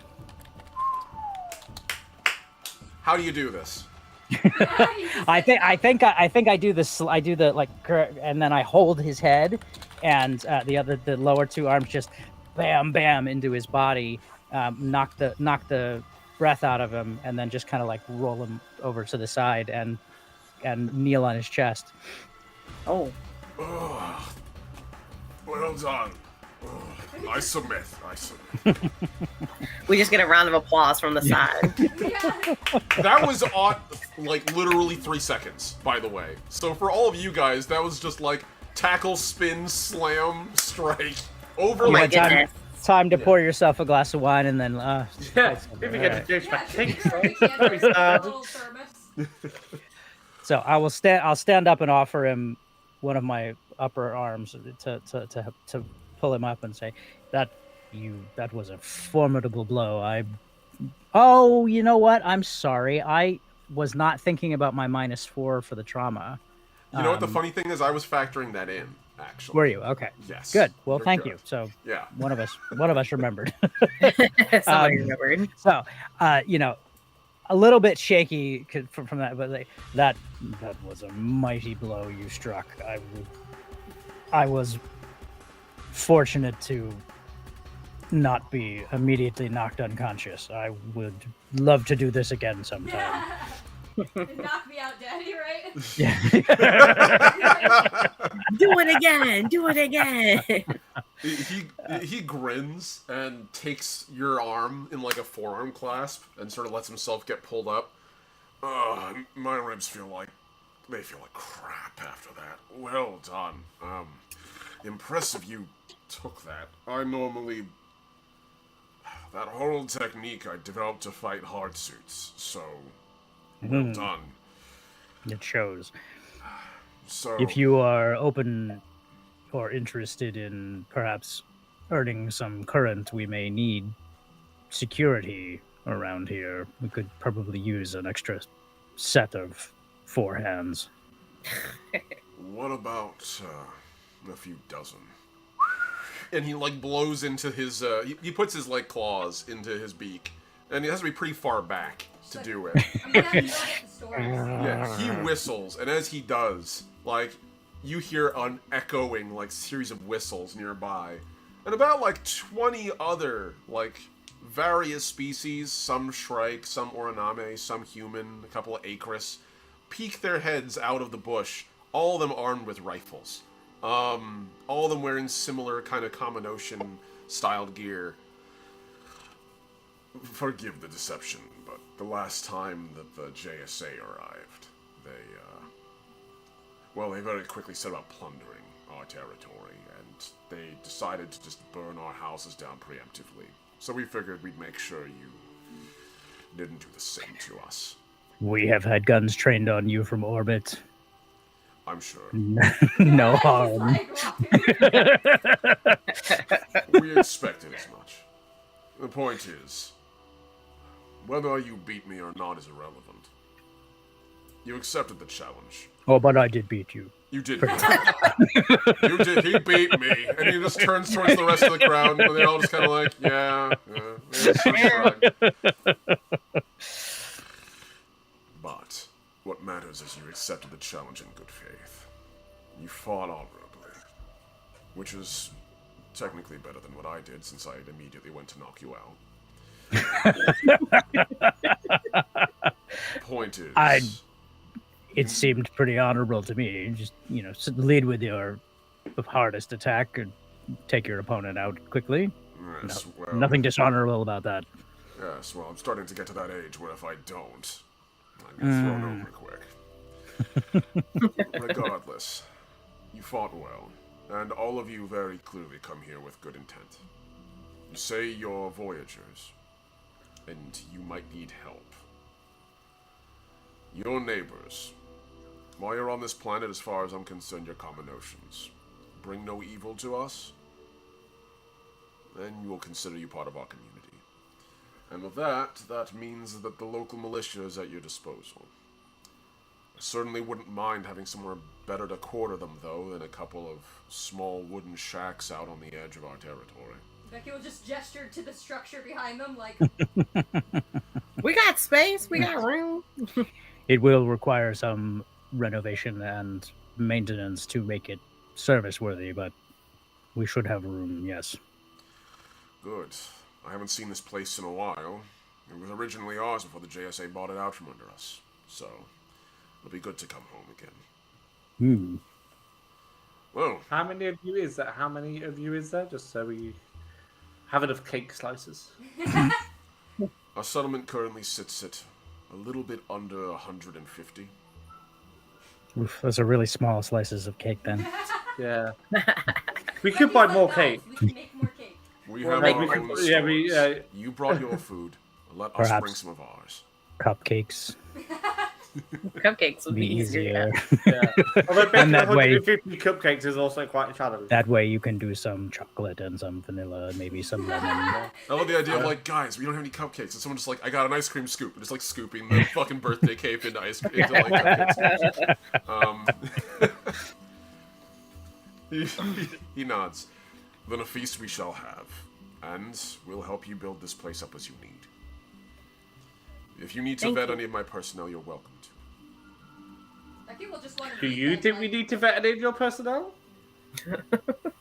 I've known all of them the entire time they've been here. They're all second, third generation Kaminoshans. I came here escaping from House Drun some decades ago. It's where this came from. And he gestures at the scar in his eye. House Drun's not particularly keen on their lieutenants leaving. So They're lost. yes. So would I know like what that means in terms of prominence, rank, like a lieutenant they're of one House the major Drun? houses. Yes. Yeah. Yes, that you would instantly know what that means. So that scar on his face probably came from an Oathkeeper. So Oathkeepers are not just racist people nowadays, thanks modern society for outmodding that word. But also for the Shrike of House Drun, they're elite royal guard. They use active camouflage that's designed to defeat echolocation, so they're invisible even to the Shrike. And more lethally, their whole thing is they steal knowledge. They go around stealing whatever they can, keeping historical documents. They're the guys who basically have everyone's darkest secrets on disk drives all around their fortress. And so they keep their employees, their soldiers, often to join House Drun's higher ranks. You have to surrender your darkest secret unto them for them to record. Bruh. Yeah, it's pretty fucked up. I'd have to think about that. I wouldn't even know what we would have. It would have to be My sufficient or they darkest wouldn't employ you. secret. Yeah. I'm really not an Oraname. It's my deep dark secret. Just commit war crimes, then come back. I mean, in certain instances, like, House Drun are known, as out of all the Shrike houses, to be very shifty, but more notably, they're the guys that kill people in the dark. If there's more Game of Thrones house, you're not going to find it, save maybe Vrax. These guys love to poison, kill behind each other. Literally, in order to rise to the rank of Laird of their home, you have to kill the last one. Even if it's a bloodline succession. So long as that person is alive, it doesn't count. And for the record, if the person who dies, again, bloodline attempts to pass the succession to the next person in line, they have to defeat, if that's the case, all of their lieutenants to claim the rank. So oftentimes, the last thing a Laird will do, even if they love their kid, is encourage them to kill them. Because it's either that or they fight their entire house for the role. Yeah. So, this guy's House Drun. And being a lieutenant who escaped, he probably was an Oathkeeper at one point. And he bailed. So his current rank? Nothing. He's houseless. He keeps his name only because, probably out of spite, to be honest. Probably be like, yeah, this is my name, I fucking earned it, and you tried to take it, and you missed. The type of petty I aspire to be. Yeah, exactly. It also explains his fighting style. He immediately tried to knock you out with one fatal blow, which that tracks, as opposed to like a dozen smaller blows or a more dramatic battle. He's like, yeah, let's go to an arm wrestling contest, and cold cocks you right as you put your hand down. So yeah, all in short, that should tell you everything you need to know about this guy. He came from House Drun and he fled it. What made him flee it, you don't know, but you can guess. Okay. Yeesh. I think I don't think Claxon would say any of that out loud at this point, but just sort of like filing that away to get some sense of his character, and probably a lot of interesting stories. So, yes, give us a few days to get things powered up again, and we will talk about how we can work together. Sounds good. Yeah. And in the meantime, please help yourself to cake. Don't mind. Only small slices, though. There's a lot of you. Come on down and get some! And he's like, yeah! They all like pile out in the woods. Oh, thank you! They brought So, mechanically speaking, what this means is, for you guys, for your immediate benefit, you guys actually get a nice little perk out of this. You guys get a fully crewed staff module right out the rip. So, that means that you guys are going to have, as I get the crew module here, I'm going to put this down here. You have one crew module on site, automatically ready to go. And I'm going to make it special eventually, so look for this one at the bottom right to change pretty soon, because it'll actually have the ability to resist being invaded. So these guys will literally act like ground defense forces in case someone attacks. You'll basically have on-site security. Nice. Just so you know, I am vetting every single one of them because it's a weird thing to say, hey, you can vet my staff without thinking like, hey, maybe I should vet the staff. That's fair. That's perfectly fair. He did invite it. Yeah. Louis from HR. Yeah, I'm also going to be vetting the staff for the other base. I just didn't have time to mention it, but I'm going to be like head of personnel. I'm down for that. And I'm just going to put this here and put a little note on it. This is tooltip. Actually houses 150.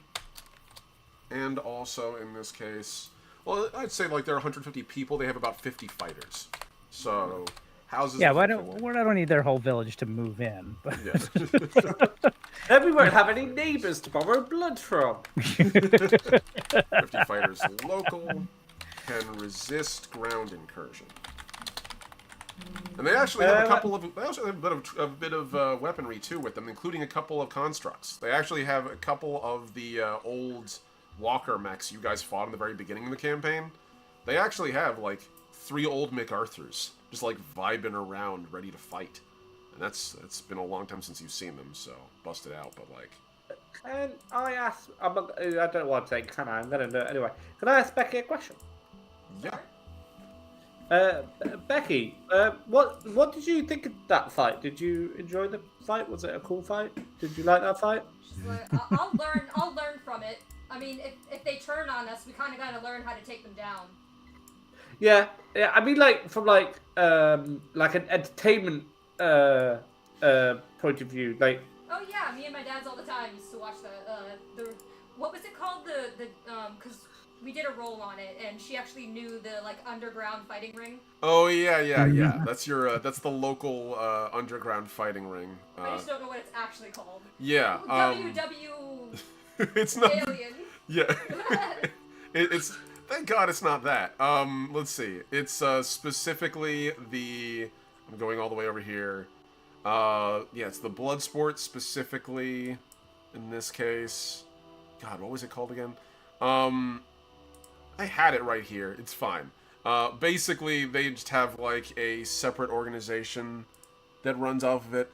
Oh yeah, that's right. It's the Latali. It's the Latali underground fighting rings. Okay, so the Latali. So, yeah. Ah, the Latali LUFR. tournament would be the term. Yeah, it was. Yeah, okay. Okay, cool. Yeah, it's fun. It was fun to watch. Yeah, Becky will start also like talking to Gallant like hydroponic gardens, like actually starting to plan because she's an engineer, so she's like, let's get to work. It's fair. Do I make an engineering roll? Oh no, we're not going to worry about that. We'll get to it. I'm going to presume all that's going to happen in the background because I know we are running low on time. Oh yeah, right. So, mechanically speaking, what we're looking at is simple. You guys have a total of 6 cargo modules on this base already, ready to go. And so, like literally this place is a storage garage, more or less. What's left of it. There used to be halves and stuff in it. The interior is rather nice, but like it's been pretty much stripped down to the bare rock in a lot of chambers.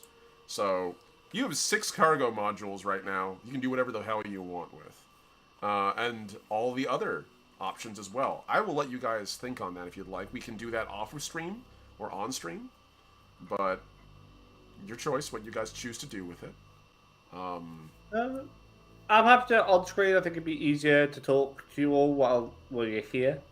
Okay, that works for me. I'll get out my various options here for you guys, and while you guys. Are you okay, Cam? Is that all right to on screen? Yeah, that's fine. I could probably do like 20 more minutes if that works. Okay, you won't go that long. If it goes, we'll go 10 more minutes, so that way we can have a little cooldown time at the end. And so. That's We'll do that off screen then, because then we can have a proper look at the different modules. It gives on the time to copy and paste them into wherever he needs to do that. Yeah, That's fun. that works. So with that. It also means Lolly can have a chat and have a look at things as well. Yes, That's true. Yeah. Yep. So, with that then, that is the last of the things really I had to mention. Except eventually you get a message yourself, Klaxon. And this one's actually from Orin directly, the guy who hired you, Yanazali. And it's just says, so, do you want the job? I do, yes. A couple seconds later, and it's yours to take. Let him know when you're ready. And I think, yeah, there comes a moment after we're obviously we're going to talk about the details of the modules and stuff later, but I think there comes a moment as we're in the planning where and the selection and everything, and where Klaxon just kind of looks at everybody gathered around the big table with the schematics and everything, and just says, "Friends, I believe it is time for me to pursue a different direction in our company. The traveling it is a large can, but it is still a can. I find myself wishing for solid ground under my feet and room to run more often. I believe I will be best suited here, helping to grow this facility, organize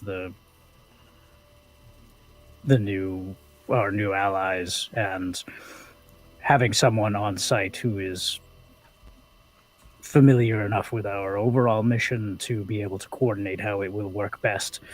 I think my place, you will be better served if I remain here." Becky will walk up and pull on, I guess it's the tabard, right? On the side. Yeah. Be like, "You'll still teach me to fight, right?" Yes, absolutely. We can do virtual sparring, and whenever you are here, we can get to the mats. I'm just gonna come up and give you a hug, man. Yeah. Oh. Dude, it's been a pleasure, going around our silly little can with you. You're gonna be missed, dude. I will miss your sense of humor and your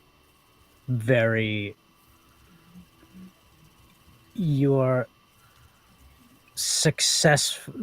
You are better at deceiving yourself about your romantic interests than you are about deceiving anyone else. You know what? And You can I just will stay miss here, but that. it's fine. Let's not talk about this right now. You know what? You need to say your goodbyes to everyone. I don't want to take up too much time here. We're good. You know what? I'll fucking see you later, Klaxon. Yeah, cheers, bud. You sure you don't need to go to another planet, maybe? Somewhere... Somewhere where I'll never see you. Great. Awesome. Yeah. He is at some point going to take a field trip back to Chomsky to try to do a survival tour on the crust, Right. just to prove himself he can do it, but Right. Well, not right away. I'd said my goodbye. Amaya, you're up. Yeah. Amaya will have herself a little chuckle at that, and then she will come up and kind of not really sure which hand to shake, so she'll just kind of just get all four of them together, and we'll just say thank you for everything that you've done. You have been you've been a wonderful asset to the team and an incredible friend. And I understand your decision, and you will definitely be missed on our tin can. But I look forward to coming back for our visits when we do get back here. But thank you for everything. You have an arsenal of weaponry that is much less obvious than any of mine, but is just as effective. I was skeptical about its use, but you have shown me that it is just as valid a way to interact with the world as these are. I look forward to chatting with you when you return.